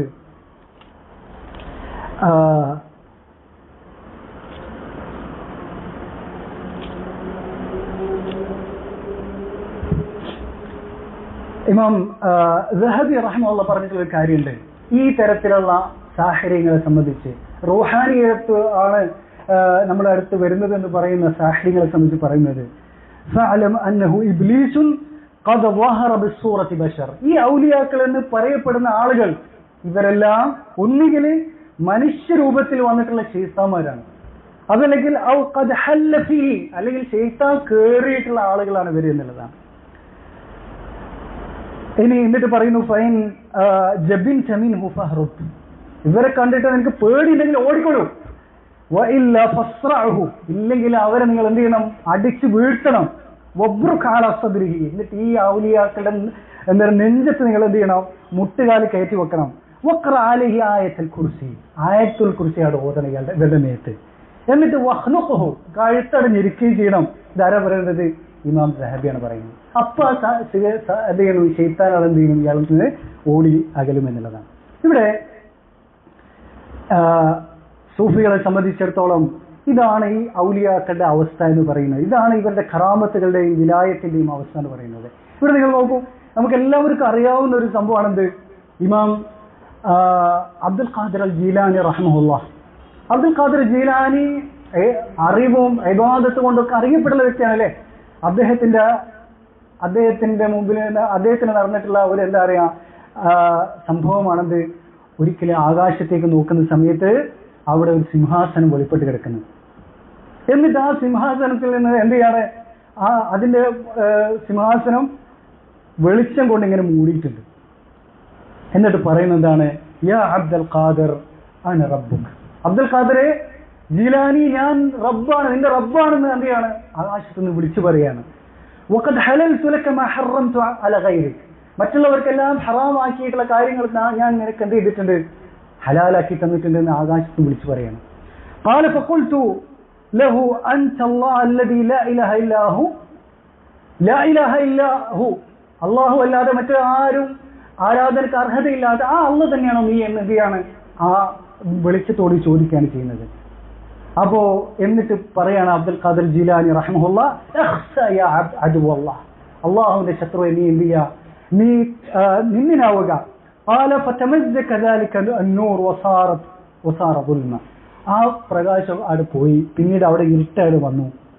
എന്നിട്ട് ആ ഇരുട്ടിൽ നിന്ന് ശബ്ദം വന്നു, എന്ത്, യാ അബ്ദുൽ ഖാദിർ ജീലാനി തങ്ങളെ, നജൗത മിന്നി ബിഫഖഹിക ഫി ദീനിക വഇൽമിക, താങ്കൾ എന്നിൽ നിന്ന് രക്ഷപ്പെട്ടിട്ടുണ്ട്, താങ്കളുടെ അറിവും ഫിഖ്ഹും കാരണത്താൽ രക്ഷപ്പെട്ടു പോയിട്ടുണ്ട്. ലഖദ് ഫതൻതു ബിഹാദിഹിൽ ഖസ്സതി 70 റജുലൻ, 70 ആളുകളെ ഞാൻ ഇത് ചെയ്തിട്ടുണ്ട്, ഇതുമാതിരി ഞാൻ പ്രത്യക്ഷപ്പെട്ടിട്ടുണ്ട്, ഞാൻ ഇത് ചെയ്തിട്ടുണ്ട്, പഴപ്പിച്ചിട്ടുണ്ട് എന്ന് ആരാ പറയുന്നത്? ഇബ്ലീസാണ് പറയുന്നത്, ശൈത്താനാണ് പറയുന്നത്. ഇത് അബ്ദുൽ ഖാദിർ ജീലാനിയെ സംബന്ധിച്ചിടത്തോളം അദ്ദേഹം എന്താണ്, വലിയ പണ്ഡിതനാണ്, അദ്ദേഹത്തിന് ഇത് തിരിച്ചറിയാൻ സാധിക്കും. എന്നാൽ അറിവില്ലാത്ത ഈ തരീഖത്തുകളുടെ വഴിയിൽ സഞ്ചരിച്ചിട്ടുള്ള ഈ വിക്രം ഡാൻസുമായിട്ട് പിന്നെ മ്യൂസിക്കുമായിട്ട് നടന്നിട്ടുള്ള ആളുകൾക്ക് ഇതൊക്കെ എങ്ങനെ തിരിച്ചറിയാൻ പറ്റുന്നതാണ്? എന്നിട്ട് പിന്നെ അബ്ദുൽ ഖാദിർ ജീലാനിയോട് വീണ്ടും ശൈത്താൻ ചോദിക്കാൻ, ഞാൻ ശൈത്താനാണെന്ന് നിനക്ക് എങ്ങനെ വെളിപ്പെട്ടു എന്ന് ചോദിക്കാണ്. അപ്പൊ അദ്ദേഹം പറഞ്ഞു, ബിഖൗലിക ലി ഹലൽതു ലക മാ ഹറംതു അലാ ഗൈരിക്, താങ്കൾക്ക് ഞാൻ മറ്റുള്ളവരുടെ മേലൊക്കെ ഹറാമായതെല്ലാം ഹലാലാക്കി തന്നിട്ടുണ്ട്, ഇനി താങ്കൾക്ക് വ്യഭിചരിക്കാം, എന്തും ചെയ്യാം എന്നുള്ള ആ ഒരു സംസാരം. അത് കേട്ടപ്പോൾ അബ്ദുൽ ഖാദിർ ജീലാനി റഹിമഹുള്ളാഹ്ക്ക് മനസ്സിലായി ഇത് ശൈത്താൻ തന്നെയാണ്. വഖദ് അലിംതു അന്ന ശരീഅത മുഹമ്മദിൻ സ്വല്ലല്ലാഹു അലൈഹി വസല്ലം ലാ തുൻസഖ് വലാ തുബദ്ദൽ, റസൂലുള്ളാഹി സ്വല്ലല്ലാഹു അലൈഹി വസല്ലമയുടെ ശരീഅത്ത് അതൊരിക്കലും മാറ്റത്തിരുത്തലുകൾ വരില്ല. അവിടെ ഒരു ഹലാലും എന്തില്ല, ഒരാൾക്കും, ഒരു വലിയനോ ഒരു ശൈഖിനോ ഒരു ഷഹീദിനോ ഒന്നും തന്നെ എന്തായില്ല, അത് ഹലാലാവുകയില്ല. ഹറാമായത് ഒരു മാറ്റത്തിരുത്തലുകളോ അതിൽ വരികയില്ല. ഔലിയാക്കൾക്ക് പ്രത്യേകം എന്ത് പിന്നെ ശരീഅത്ത്, ഔലിയാക്കൾക്ക് ഹവാസിങ്ങൾക്ക് പ്രത്യേകം എന്താ പറയാ നിയമങ്ങൾ, അങ്ങനത്തെ ഒരു സംഗതിയില്ല. വലിയ അന്നഹു ഖാല അന റബ്ബുക്, ഞാനാണ് റബ്ബ് എന്ന് പറഞ്ഞു. അതുകൊണ്ട് എനിക്ക് മനസ്സിലായി, വലം യഖ്ദിർ അൻ യഖൂൽ അനല്ലാഹ്, ഞാനാണ് അല്ലാഹ് എന്ന് ശൈത്താന് പറയാൻ പറ്റില്ല.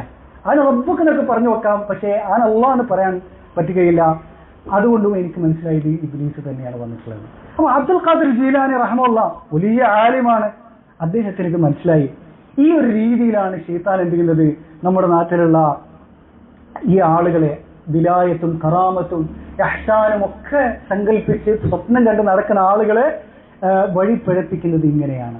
ഇനി നോക്കുക, ഞാൻ പറഞ്ഞു ഈ കേരളത്തിലെ ഈ സമസ്ത എന്ന് പറയുന്നത് അതുപോലത്തെ തരീഖത്തുകളും എല്ലാം ഇതിൽ മുങ്ങിക്കുളിച്ചിട്ടുള്ള, ഇതിലൊക്കെ ഇതിന്റെ അതിപ്രസരമാണ് കാണാൻ സാധിക്കും. സിഹറിന്റെയും ശൈത്താനിക സേവയുടെയും ആരാധനയൊക്കെ അതിപ്രസരം.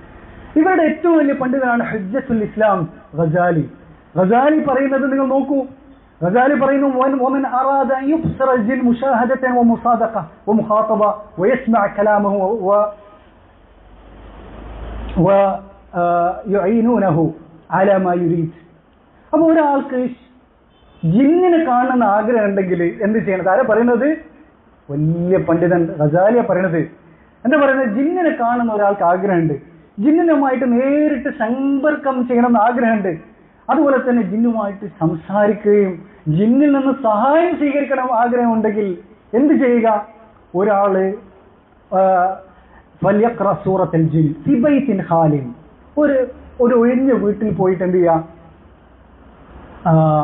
സൂറത്തുൽ ജിൻ ഓതാ. ഇതും ഒരു തെൽബീസിന്റെ ഭാഗമാണ്. സൂറത്തുൽ ജിൻ മാഷാഅല്ലാഹ് എന്താ പറയുക, ഖുർആനാണ് ഓതേണ്ടത്. പക്ഷേ ആര് തന്നെ ഗസാലി തന്നെ പറയുന്നുണ്ട്, വേറെ ദിക്റുകളിലോ ഒന്നും എഴുതാൻ പാടില്ല, നിസ്കാരത്തിന് പോകാൻ പാടില്ല, മറ്റൊന്നും ഒരു കാര്യത്തിലും പോകാൻ പാടില്ല എന്നുള്ളതാണ്. മാത്രമല്ല എന്ത് ചെയ്യണം? കുന്തിരിക്കം കത്തിക്കുക, എന്നിട്ട് ഇങ്ങനെ എന്ത് ചെയ്യുക? ആ കുന്തിരിക്കത്തിന്റെ മുമ്പിൽ ഇരുന്നിട്ട്, അതിന്റെ പുകേന്റെ മുമ്പിൽ ഇരുന്നിട്ട് ഇങ്ങനെ എന്ത് ചെയ്യുക? സൂറത്തുൽ ജിന്നിന്റെ സൂക്തങ്ങൾ ഇങ്ങനെ ഓതുക. അങ്ങനെ ചെയ്തു കഴിഞ്ഞാൽ അവിടെ നമുക്ക് പിന്നെ ജിന്ന് വെളിപ്പെടും. ജിന്ന് വെളിപ്പെട്ട് കഴിഞ്ഞാൽ പിന്നെ അവരെ പേടിക്കരുത്. ഭീകരമായ രൂപത്തിലായിരിക്കും ജിന്ന് വരിക, ശൈത്താൻ വരിക, പേടിക്കരുത്. അതുപോലെ തന്നെ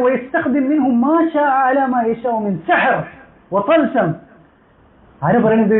ഗസാലിയ പറയുന്നത്. പിന്നെ ഇഷ്ടം പോലെ അവരിൽ നിന്ന് എന്ത് ചെയ്യുക? അവരിൽ നിന്നുള്ള ഖിദ്മത്തുകൾ സ്വീകരിക്കുക, അവരിൽ നിന്നുള്ള അത്ഭുതങ്ങളൊക്കെ നമുക്ക് വെളിപ്പെടുന്നത് സ്വീകരിക്കുക, സിഹിർ സ്വീകരിക്കുക. ആരാ പഠിപ്പിക്കുന്നത്? ഗസാലി പഠിപ്പിക്കുന്നതാണ്. ഞാൻ പറയുന്നത് ഗസാലിയുടെ ഗ്രന്ഥങ്ങൾ മുഴുവൻ ഈ സിഹിർ പഠിപ്പിക്കുന്ന ഗ്രന്ഥങ്ങളായിട്ട് നമുക്ക് കാണാൻ സാധിക്കും. ഇൻഷാ അല്ലാഹ് മറ്റൊരു സന്ദർഭത്തിൽ അതിനെ നമുക്ക് വിവരിക്കാവുന്നതാണ്. അതുപോലെ തന്നെ ഫഖ്റുദ്ദീൻ റാസിയെ സംബന്ധിച്ചിടത്തോളം സിഹിറിന്റെ വലിയ വക്താവാണ്. സിഹിർ പഠിപ്പിക്കുന്ന ഒരു ഗ്രന്ഥം അയാൾ എഴുതി, അസ്സിറുൽ മക്തൂം ഫി അശ്ശഹരി വ മുഖാതബത്തിൽ നുജൂം. സിഹിർ പഠിപ്പിക്കുന്ന ഗ്രന്ഥമാണ് സിറുൽ മക്തൂം. അത് ഇയാൾ എഴുതിയതാണ് എന്നുള്ളത് അശ്അരി സൂഫി പണ്ഡിതന്മാർ തന്നെ രേഖപ്പെടുത്തിയിട്ടുള്ള കാര്യമാണ്. അതിൽ സിഹിർ മാത്രമല്ല, എന്ത് ജ്യോത്സ്യം ഒക്കെ പഠിപ്പിക്കുന്നുണ്ട്. നക്ഷത്രങ്ങളിലേക്ക് നോക്കിയിട്ട് ലക്ഷണങ്ങൾ പറയുന്നതും അതുപോലെ തന്നെ പിന്നെ അവസ്ഥകൾ പറയുന്നതും ഒക്കെ അതിലുണ്ട്. മാത്രമല്ല സൂഫികളുടെ ഏറ്റവും വലിയ ആരാധ്യനായിട്ടുള്ള വലിയാണ് ആര്? ഹല്ലാജ്. ഹല്ലാജിനെ സംബന്ധിച്ചിടത്തോളം അയാളുടെ ചരിത്രത്തിൽ നമുക്ക് കാണാൻ സാധിക്കും, സിയർ ആലമിൻ ബിലാലിൽ കാണാൻ സാധിക്കും, ഖതീബുൽ ബഗ്ദാദിയുടെ താരിഖ് ബഗ്ദാദിലൊക്കെ നമുക്ക് വായിക്കാൻ സാധിക്കും. ഇന്ത്യയിലേക്ക് പോയിട്ട് സിഹിർ പഠിച്ചിട്ടുണ്ട്. ഇന്ത്യയിലുള്ള ഹൈന്ദവന്മാരുടെ അടുത്ത് വന്നിട്ട്, ഹൈന്ദവ സാഹിറന്മാരുടെ അടുത്ത് വന്നിട്ട് സിഹിർ പഠിച്ചു. എന്നിട്ട് തിരിച്ചു വന്നിട്ട് എന്ത് ചെയ്യാണ്? സിഹിറിൽ ഏർപ്പെടുകയാണ് ചെയ്യുന്നത്. സിഹിറിലും പൈശാചിക സേവയിലും ഏർപ്പെടുകയാണ് ചെയ്യുന്നത്. മാത്രമല്ല പതിവായിട്ട് ഇന്ത്യയിലേക്കും അതുപോലെ തന്നെ പേർഷ്യയിലേക്കും ഇയാൾ ഈ വിഷയത്തിൽ എന്ത് ചെയ്യാറുണ്ടായിരുന്നു? കത്തിടപാടുകൾ നടത്താറുണ്ടായിരുന്നു എന്നുള്ളതാണ്. പുതിയ രീതിയിലുള്ള സിഹിർ വന്നിട്ടുണ്ടെങ്കിൽ അവിടെ നിന്ന് എന്ത് ചെയ്തു? കത്ത് എഴുതി അയച്ചു കൊടുക്കുമെന്നുള്ളതാണ്. അപ്പൊ ഇങ്ങനെയുള്ള ആളുകൾ ഇത് മുഴുവൻ സിഹിറിൽ രൂപപ്പെടുത്തപ്പെട്ടിട്ടുള്ള എന്താ പറയാ ഒരു മതം തന്നെയാണ് ഈ സൂഫിസവും അതുപോലെ തന്നെ അശ്അരിയത്തും എന്ന് പറയുന്നത്. ഇവിടെ ഈ അശ്അരിയത്തും സൂഫിസവും തമ്മിൽ എന്തുണ്ട്? ഒരുപാട് വൈരുദ്ധ്യങ്ങളുണ്ട്. ഇവിടെ സമസ്തക്കാരെ സംബന്ധിച്ചിടത്തോളം ഒക്കെ എന്താണ്, ലോകത്തുള്ള മുഴുവൻ സൂഫികളെ സംബന്ധിച്ചിടത്തോളം ഒരേ സമയത്ത് അവരെന്തായിരിക്കും? അശ്അരികളായിരിക്കും. അതേ അവസരത്തിൽ ആത്മീയ വിഷയങ്ങളിൽ അവരെന്തായിരിക്കും? സൂഫികളായിരിക്കും. വിശ്വാസ കാര്യങ്ങളിൽ അശ്അരികൾ. അശ്അരിയത്ത് എന്ന് പറഞ്ഞാൽ അരിസ്റ്റോട്ടിലിന്റെ എന്താണ്? വിശ്വാസമാണ്. ആത്മീയ വിഷയങ്ങളിലോ അവർ സൂഫികളാണ്. അതാണ് തിയോസഫി, ഗ്രീക്കിൽ നിന്ന് വന്ന തിയോസഫി. കർമ്മശാസ്ത്ര വിഷയത്തിൽ 4 മദ്ഹബുകളിൽ ഏതെങ്കിലും ഒരു മതം സ്വീകരിച്ചിട്ടുണ്ടാകും. അപ്പോൾ ഇതാണ് ഇസ്ലാമുമായിട്ട് അവർ ബന്ധിക്കുന്ന, അത് മുസ്ലിമീങ്ങളാക്കി തോന്നിപ്പിക്കുന്ന ഒരു കാര്യം എന്ന് പറയുന്നത് ഈ ഒരു മദ്ഹബ് എന്ന് പറയുന്നത്, കർമ്മശാസ്ത്രം എന്ന് പറയുന്ന ഒറ്റ കാര്യം. അല്ല എങ്കിൽ ഇവർ ഇസ്ലാമുമായിട്ട് യാതൊരു ബന്ധവുമില്ലാതെ. മാത്രമല്ല ഇവർക്കിടയിലുള്ള വൈരുദ്ധ്യം വളരെ രൂക്ഷമായിട്ടുള്ള വൈരുദ്ധ്യങ്ങളാണുള്ളത്. കാരണം ഇപ്പോൾ കേരളത്തെ സംബന്ധിച്ചിടത്തോളം ശാഫിഈ മദ്ഹബും അശ്അരിയത്തും തമ്മിൽ ഭയങ്കരമായിട്ടുള്ള വൈരുദ്ധ്യമുണ്ട്.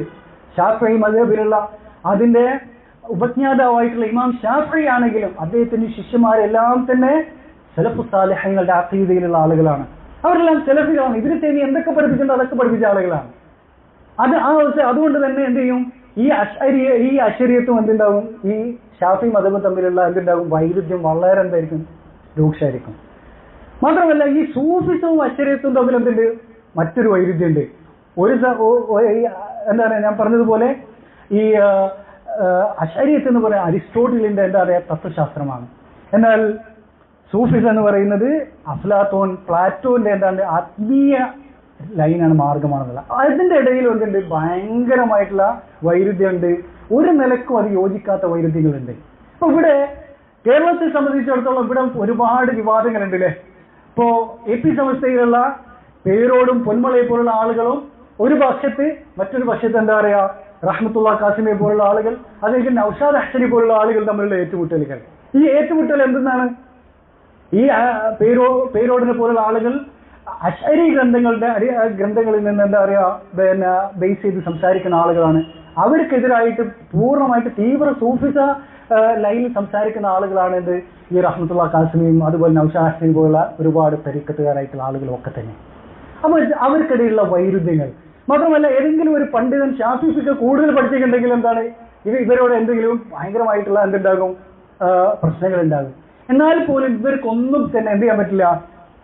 ഈ പറയുന്ന പേരോടാകട്ടെ പൊന്മളയാകട്ടെ മറ്റേതൊരാളാകട്ടെ ഈ തരീഖത്തുകൾക്കെതിരിലോ ഈ പൈശാചിക സേവയ്ക്കെതിരിലോ ഖുറാഫാത്തുകൾക്കെതിരിലോ വഹ്ദത്തുൽ വജൂദിനെതിരിലോ ഒരു വിരൽ നടിക്കാൻ അവർക്ക് സാധിക്കില്ല. കാരണം എന്ന് പറയുന്നത് പേരോടിനെ സംബന്ധിച്ചിടത്തോളം അവരുടെ അവസ്ഥ എന്ന് പറയുന്നത് കേരളത്തിൽ പോലീസുകാരുടെ അവസ്ഥയാണ്. ഈ പോലീസുകാർ ചോദ്യം ചെയ്യാരാണ്, പിടിക്കാരാണ്, പെറ്റിയടിക്കാരാണ്. ഹെൽമെറ്റ് വെക്കാത്ത ആള് അവരെന്ത് ചെയ്യും, ഭയങ്കര സ്ട്രിക്റ്റ് ആയിട്ട് എന്ത് ചെയ്യും, പെറ്റിയടിപ്പിക്കും. അവരെ പിടിക്കുകയും വരട്ടൊക്കെ ചെയ്യും. അതുപോലെ തന്നെ ചെറുകിട കള്ളന്മാരായിട്ടുള്ള ആളുകൾ അല്ലേ, അവരെന്ത് ചെയ്യും, ഇവര് പിടികൂടും. എന്നാൽ ഇവിടുത്തെ ഏറ്റവും വലിയ കള്ളന്മാരായിട്ടുള്ള ആളുകൾ ആരാണ്, ഇവിടുത്തെ രാഷ്ട്രീയക്കാർ. അതിന്റെ ഹോൾസെയിൽ ഡീലേഴ്സ് ആയിട്ടുള്ള ആളുകളാണ് രാഷ്ട്രീയക്കാർ. ഈ രാഷ്ട്രീയക്കാരെ ഈ പോലീസുകാർക്ക് എന്തെങ്കിലും ചെയ്യാൻ പറ്റുമോ? ഒന്നും ചെയ്യാൻ പറ്റില്ല. കാരണം ഇവരെ തന്നെ ഫണ്ട് ചെയ്യുന്നത് ആരെന്നെയാണ്, ഈ പോലീസുകാർ തന്നെയാണ്, അല്ലെ ഈ രാഷ്ട്രീയക്കാരാണ്. അതല്ലെങ്കിൽ ഇവിടുത്തെ വലിയ മദ്യ മാഫിയകളോ അല്ലെങ്കിൽ മയക്കുമരുന്ന് മാഫിയകളോ ഇതൊക്കെ എന്തെങ്കിലും ചെയ്യാൻ പറ്റുമോ? ചെറുകിട എന്താ പറയുക കഞ്ചാവ് വെച്ചവരക്കാരെ ഇവരിങ്ങനെ പിടിക്കും. തലപ്പത്തുള്ള ആളുകൾക്ക് അവരെ തൊടാൻ വരും സാധിക്കില്ല. ഇതേ അവസ്ഥയാണ് എന്തുള്ളത് ഈ പേരോടിന്റെയും പൊന്മളയുടെ ഒക്കെ അവസ്ഥ എന്ന് പറയുന്നത്. കാരണം ഇവരുടെ ഗ്രന്ഥങ്ങൾ, ഈ ഗസാലിയുടെയും റാസിയുടെയും എല്ലാം ഗ്രന്ഥങ്ങൾ, ഇബ്നു അറബിയുടെയും എല്ലാം ഗ്രന്ഥങ്ങൾ ഈ സിഹറുമായിട്ട് നിറഞ്ഞിട്ടുള്ള ഗ്രന്ഥങ്ങളാണ്. അവരെ സംബന്ധിച്ചിടത്തോളം ഇതിനെതിരെ ഒരു വിരലനക്കാൻ സാധിക്കില്ല. കാരണം ഈ സമസ്ത തന്നെ രൂപീകരിക്കപ്പെട്ടുള്ളത്, ആ സമസ്ത കെട്ടിപ്പടുക്കപ്പെട്ടുള്ളത് തന്നെ ഈ പൈശാചിക ആരാധനയിലെ മേലും ഈ അസ്മാത്ത് അൽസമാത്തിന്റെ മേലും ഈ പറയുന്ന ജ്യോതിഷത്തിന്റെ മേലും ഒക്കെയാണ് കെട്ടിപ്പടുക്കപ്പെട്ടുള്ളത്. അതുകൊണ്ട് തന്നെ ഇവരിങ്ങനെ എന്താ പറയാ തരീഖത്തുകാരെയൊക്കെ എന്ത് ചെയ്യും, ഇവർ വിമർശിക്കും. അല്ലെങ്കിൽ ഇവരെ കച്ചവടത്തിന് എന്താ പറയുക ഭീഷണിയാകുന്ന ആളുകൾ മാത്രം വിമർശിക്കും. ഉദാഹരണമായിട്ട് എന്താ പറയാ ഹാഫിദ് കുരുവട്ടൂരിനെ ഇവർ വിമർശിക്കുന്നു. എന്താണ് ഹാഫിദ് കുരുവട്ടൂരിന്റെ പ്രശ്നം എന്ന് പറയുന്നത്? ആ പ്രശ്നത്തെക്കാളും ഗുരുതരമായുള്ള പ്രശ്നം ആരുടെ കയ്യിലുണ്ട്? CM മടവൂരിന്റെ കയ്യിലുണ്ട്. CM മടവൂരിന്റെ എതിരിൽ ആരെങ്കിലും ഒരു വിരലനക്കോ, ആരെങ്കിലും ശബ്ദിക്കാൻ തയ്യാറാകുന്നുണ്ടോ? ഒരിക്കലും തയ്യാറാകില്ല. ഇയാള് CM മടവൂർ നിസ്കരിക്കാറില്ല, നോമ്പ് വയ്ക്കാറില്ല, ജുമാക്ക് പങ്കെടുക്കാറില്ല, താടി വെക്കാറില്ല, എല്ലാ ഹറാമുകളും ഇഷ്ടംപോലെ യഥേഷ്ടം ചെയ്യുന്ന ഒരു വ്യക്തിയാണ്. അതുപോലെ തന്നെ കൽപ്പനകളൊക്കെ വലിച്ചെറിഞ്ഞിട്ടുള്ള വ്യക്തിയാണ്. അയാൾക്കെതിരെ ഇവർക്ക് എന്തെങ്കിലും ചെയ്യാൻ സാധിക്കുമോ? ഒരിക്കലുമില്ല. അപ്പോ ഇവരെ സംബന്ധിച്ചിടത്തോളം എന്നിട്ട് ഇവർക്ക് എന്ത് ചെയ്യാണ്, അത് ജസ്ബിന്റെ ഹാലിലാണ് ആരുള്ളത്, CM മടവൂർ എന്ന് പറഞ്ഞിട്ട് ഒരു എന്താ പറയാ ഒരു ഉദരവിടെ കൊടുക്കാൻ ചെയ്യുക, അല്ലെങ്കിൽ ഒരു മേക്കപ്പ് അവിടെ ഇടിച്ചു കൊടുക്കാൻ ചെയ്യുക. എന്താണ് ജസ്ബിന്റെ ഹാല് എന്ന് പറഞ്ഞിട്ട് ഒരു തെളിവ് പിടിക്കുന്നത്? എന്താണ്, ഒരാള് മരുഭൂമിയിൽ വെച്ചിട്ട് വാഹനത്തെ നഷ്ടപ്പെട്ടു പോയിട്ട് എന്നിട്ട് എന്ത് ചെയ്യാണ്, പെട്ടെന്ന് അയാൾ വിഷമിച്ച് ഇങ്ങനെ നടക്കുന്ന സമയത്ത് പെട്ടെന്ന് ആ വാഹനം, ആ മൃഗം തന്റെ മുമ്പിൽ പ്രത്യക്ഷപ്പെട്ടപ്പോ അള്ളാഹുവിനെ ഹംദ് ചെയ്തുകൊണ്ട് പറയുന്നുണ്ട്, അല്ലാഹുമ്മ അൻത അബ്ദി വഅന റബ്ബുക, ഞാനാണ് നിന്റെ എന്ത് റബ്ബ്, നീ എന്റെ അടിമയാണെന്ന് തെറ്റിപ്പറഞ്ഞു പോവുകയാണ്. അയാൾ ഉദ്ദേശിച്ചത് എന്താണ്? ഹദീസിൽ വന്നതിൽ അദ്ദേഹം ഉദ്ദേശിച്ചത് എന്താണ്? നീ എന്റെ റബ്ബാണ്, ഞാൻ നിന്റെ അടിമയാണ്, നിന്റെ തൗഫീഖാണ് ഇതെന്നാണ് പറയാൻ ഉദ്ദേശിച്ചത്. രാവിലെ എന്താണ് ആ ഒരു ജിജ്ഞാസയിൽ എന്ത് ചെയ്തു, തെറ്റിപ്പോവുകയാണ് ചെയ്തിട്ടുള്ളത്. അതാണ് എന്തിനു തെളിവാക്കുന്നത്? ഈ ജദ്ബിനെ തെളിവാക്കുന്നത്. ഈ പറയപ്പെടുന്ന സംഗതി ഒരു നിമിഷത്തിൽ അബദ്ധമായി വന്നുപോയ സംഗതിയാണ്. ഇതെന്ന് പറയുന്നത് വർഷങ്ങളോളം 20, 25, 30 വർഷങ്ങളോളം നീണ്ടു നിൽക്കുന്ന അവസ്ഥയാണ് ഈ പറയുന്നത്. ഒരു ജദ്ബ് ഇവിടെ ഇല്ല. CM മടവൂരിനെ സംബന്ധിച്ച് അയാൾക്ക് ഭ്രാന്ത് തെളിയിക്കാൻ അവിടെ സാധ്യമല്ല. ഇവിടെ കാന്തപുരം AP തന്നെ പറഞ്ഞിട്ടുണ്ട്, എന്ത് CM മടവൂരിന് ജസ്ബില്ല. അയാളുടെ ശേഷമായിട്ടുള്ള ഓക്കെ ഉസ്താദിനെ വരെ ഉദ്ധരിച്ച് പറയുന്നുണ്ട് CM എന്തില്ല, ജസ്ബില്ല, ഒരു ജസ്ബുമില്ല. എന്ത് മാത്രമുള്ളത്? ഈ പൈശാചിക ആരാധന മാത്രമേ ഉള്ളൂ, അത് പൈശാചിക സേവ മാത്രമേ ഉള്ളൂ. അപ്പം എന്തുണ്ടാകും? ഇമാം ദഹബി പറഞ്ഞതുപോലെ കുറെ ഇങ്ങനെ പട്ടിണി കിടക്കുമ്പോൾ എന്തുണ്ടാകും? തലച്ചോറ് തന്നെ ഇങ്ങനെ സംസാരിക്കാൻ തുടങ്ങും, കുറെ ഹാലുസിനേഷൻ വരും, തോന്നലുകൾ ഉണ്ടാകും. മാത്രമല്ല അതിന്റെ പുറമെ എന്തുണ്ടാകും? പൈശാചിക എന്തുണ്ടാകും? ഇടപെടലുകളും അത്ഭുതങ്ങളും ഒക്കെ അവരിൽ വരുന്നതാണ്. പിന്നെ സാധാരണക്കാരുടെ കാര്യം എന്ന് പറയുന്നത് നമുക്കറിയാലോ, ഒരാൾ പ്രചരിപ്പിക്കാൻ തുടങ്ങും, ഒന്ന് കിട്ടിയാൽ എന്ത് ചെയ്യും? 1000 ആയിട്ട് അത് പ്രചരിപ്പിക്കും, അല്ലേ? ഓരോന്റെ കഥ ഉണ്ടാക്കി അത് പ്രചരിപ്പിക്കും. അതാണ് നമ്മുടെ നാട്ടിലുള്ള സായിബാബയുടെ ആളുകളാണെങ്കിലും അമൃതാനന്ദമയിന്റെ ആളുകളാണെങ്കിലും മറ്റെല്ലാ ദൈവങ്ങളുടെയും പിന്നെ താകൂത്തുകളുടെയും അവസ്ഥ എന്ന് പറയുന്നത്. അവരൊക്കെ എന്തുണ്ട്? അവർക്കൊക്കെ അത്ഭുതങ്ങളുണ്ട്. അതൊക്കെ എന്താ പറയുക, എന്നിട്ടാണ് എന്ത് ചെയ്യും? ജനങ്ങൾ അതിൽ എന്ത് ചെയ്യും? 1000 ഇരട്ടിയാക്കിയിട്ട് എന്ത് ചെയ്യും? അതിന് പ്രചരിപ്പിക്കാണ് ചെയ്യുന്നത്. ഇവിടെ പിന്നെ മാത്രമല്ല റഹ്മത്തുള്ളാഹി കാസിമി പോലുള്ള ആളുകൾ അവർ ഈ എന്താണ് ആഫ്രിക്കയിൽ നിന്നുള്ള ഈ തീജാനി തരീഖത്താണ് ഈ കേരളത്തിലേക്ക് ഇറക്കുമതി ചെയ്യുന്നത്. കേരളത്തിൽ ഒന്നാമത് എന്തുണ്ട്? എല്ലാ ഖുറാഫാത്തുകളും ഓൾറെഡി ഉണ്ട്. അതിന്റെ അപ്പുറത്തുള്ള ഖുറാഫാത്തുമായിട്ടാണ് ഇവർ വരുന്നത്, അല്ലേ? മാത്രമല്ല പിന്നെ മറ്റ് ധാരാളം തരീഖത്തുകൾ, കക്കാട് തരീഖത്തുകളുണ്ട്, പിന്നെ ദസൂഖി തരീഖത്ത് നമുക്കറിയാം, അതുപോലെ തന്നെ ഷാദിരി തരീഖത്ത്, ഇങ്ങനെ തുടങ്ങി നക്ഷബന്ദി തരീഖത്ത്, ഇങ്ങനെ തുടങ്ങി ധാരാളം തരീഖത്തുകൾ. കൂടുതലായിട്ട് വരുന്നത് ആഫ്രിക്കയിലാണ് വരുന്നത്. ആഫ്രിക്കയിൽ പോയിട്ട് അവരെ ബൈഅത്ത് എടുക്കുകയാണ് ചെയ്യുന്നത്. ഈ ബൈഅത്താകട്ടെ ഈ തരീഖത്തിലേക്ക് കയറുന്നത് മുതൽ എന്താണ്? പൈശാചിക ആരാധന തുടങ്ങുകയാണ്. ആ ബൈഅത്തിൽ തന്നെ എന്തുണ്ട്? ശൈത്താനെ എന്ത് ചെയ്യുന്നത്? വിളിക്കുന്നതും ഒക്കെ നമുക്ക് കാണാൻ സാധിക്കും. ഇൻഷാ അല്ലാഹ് അടുത്ത ക്ലാസ്സിൽ നമുക്ക് ആ കാര്യങ്ങളൊക്കെ എന്ത് ചെയ്യാവുന്നതാണ്, വിശദമായിട്ട് നമുക്ക് പ്രതിപാദിക്കാവുന്നതാണ്. അപ്പൊ ഇവിടെ എന്നിട്ട് റഹ്മത്തുള്ളാഹി കാസിമി പറയുകയാണെന്ത്? മസീഹ് ദജ്ജാൽ വന്നു കഴിഞ്ഞാൽ വഹാബികളായിരിക്കും ആരുടെ കൂടെ ഉണ്ടാവുക? ദജ്ജാലിന്റെ കൂടെ ഉണ്ടാവുക, ദജ്ജാലിന്റെ അനുയായികളായിട്ട്. മഹദിയുടെ കൂടെ ഉണ്ടാവുക ഈ എന്താണ് ഖുബൂരികളായിരിക്കും ഉണ്ടാവുക, ഈ എന്താണ് ആളുകളായിരിക്കും, ശൈത്താന്റെ അനുയായികളായിട്ടുള്ള ആളുകളായിരിക്കും എന്നാണ് ആര് പറയുന്നത്? റഹ്മത്തുള്ളാഹി കാസിമി പറയുന്നത്. യഥാർത്ഥത്തിൽ നമ്മൾ ആലോചിച്ച് നോക്കുക, ദജ്ജാൽ എന്തായിട്ടാണ് വരുന്നത്? അത്ഭുതങ്ങളുമായിട്ടാണ് വരുന്നത്. അവിടെ ആളുകൾ എന്ത് ചെയ്യാണ്? ഈ ഖറാമത്തുകൾ എന്ന് വിളിപ്പേരിട്ട് വിളിക്കുന്ന ഈ അത്ഭുത പ്രതിഭാസങ്ങൾക്ക് മുമ്പിൽ എന്ത് ചെയ്യാണ്? ആളുകൾ വശംവദരായി പോവാണ്. ഒരു കയ്യിൽ സ്വർഗവും ഒരു കയ്യിൽ എന്താണ് നരകമായിട്ടാണ് വരുന്നത്. മാത്രമല്ല എന്തെല്ലാം അത്ഭുതങ്ങളാണ് കാണിക്കുന്നത്. അതുകൊണ്ടാണ് നബി സല്ലല്ലാഹു അലൈഹി വസല്ലം പറയുന്നത്, ശൈത്താന്റെ മസീഹ് ദജ്ജാൽ വരുന്നത് അറിഞ്ഞു കഴിഞ്ഞാൽ ഓടിപ്പോയി കൊള്ളുക.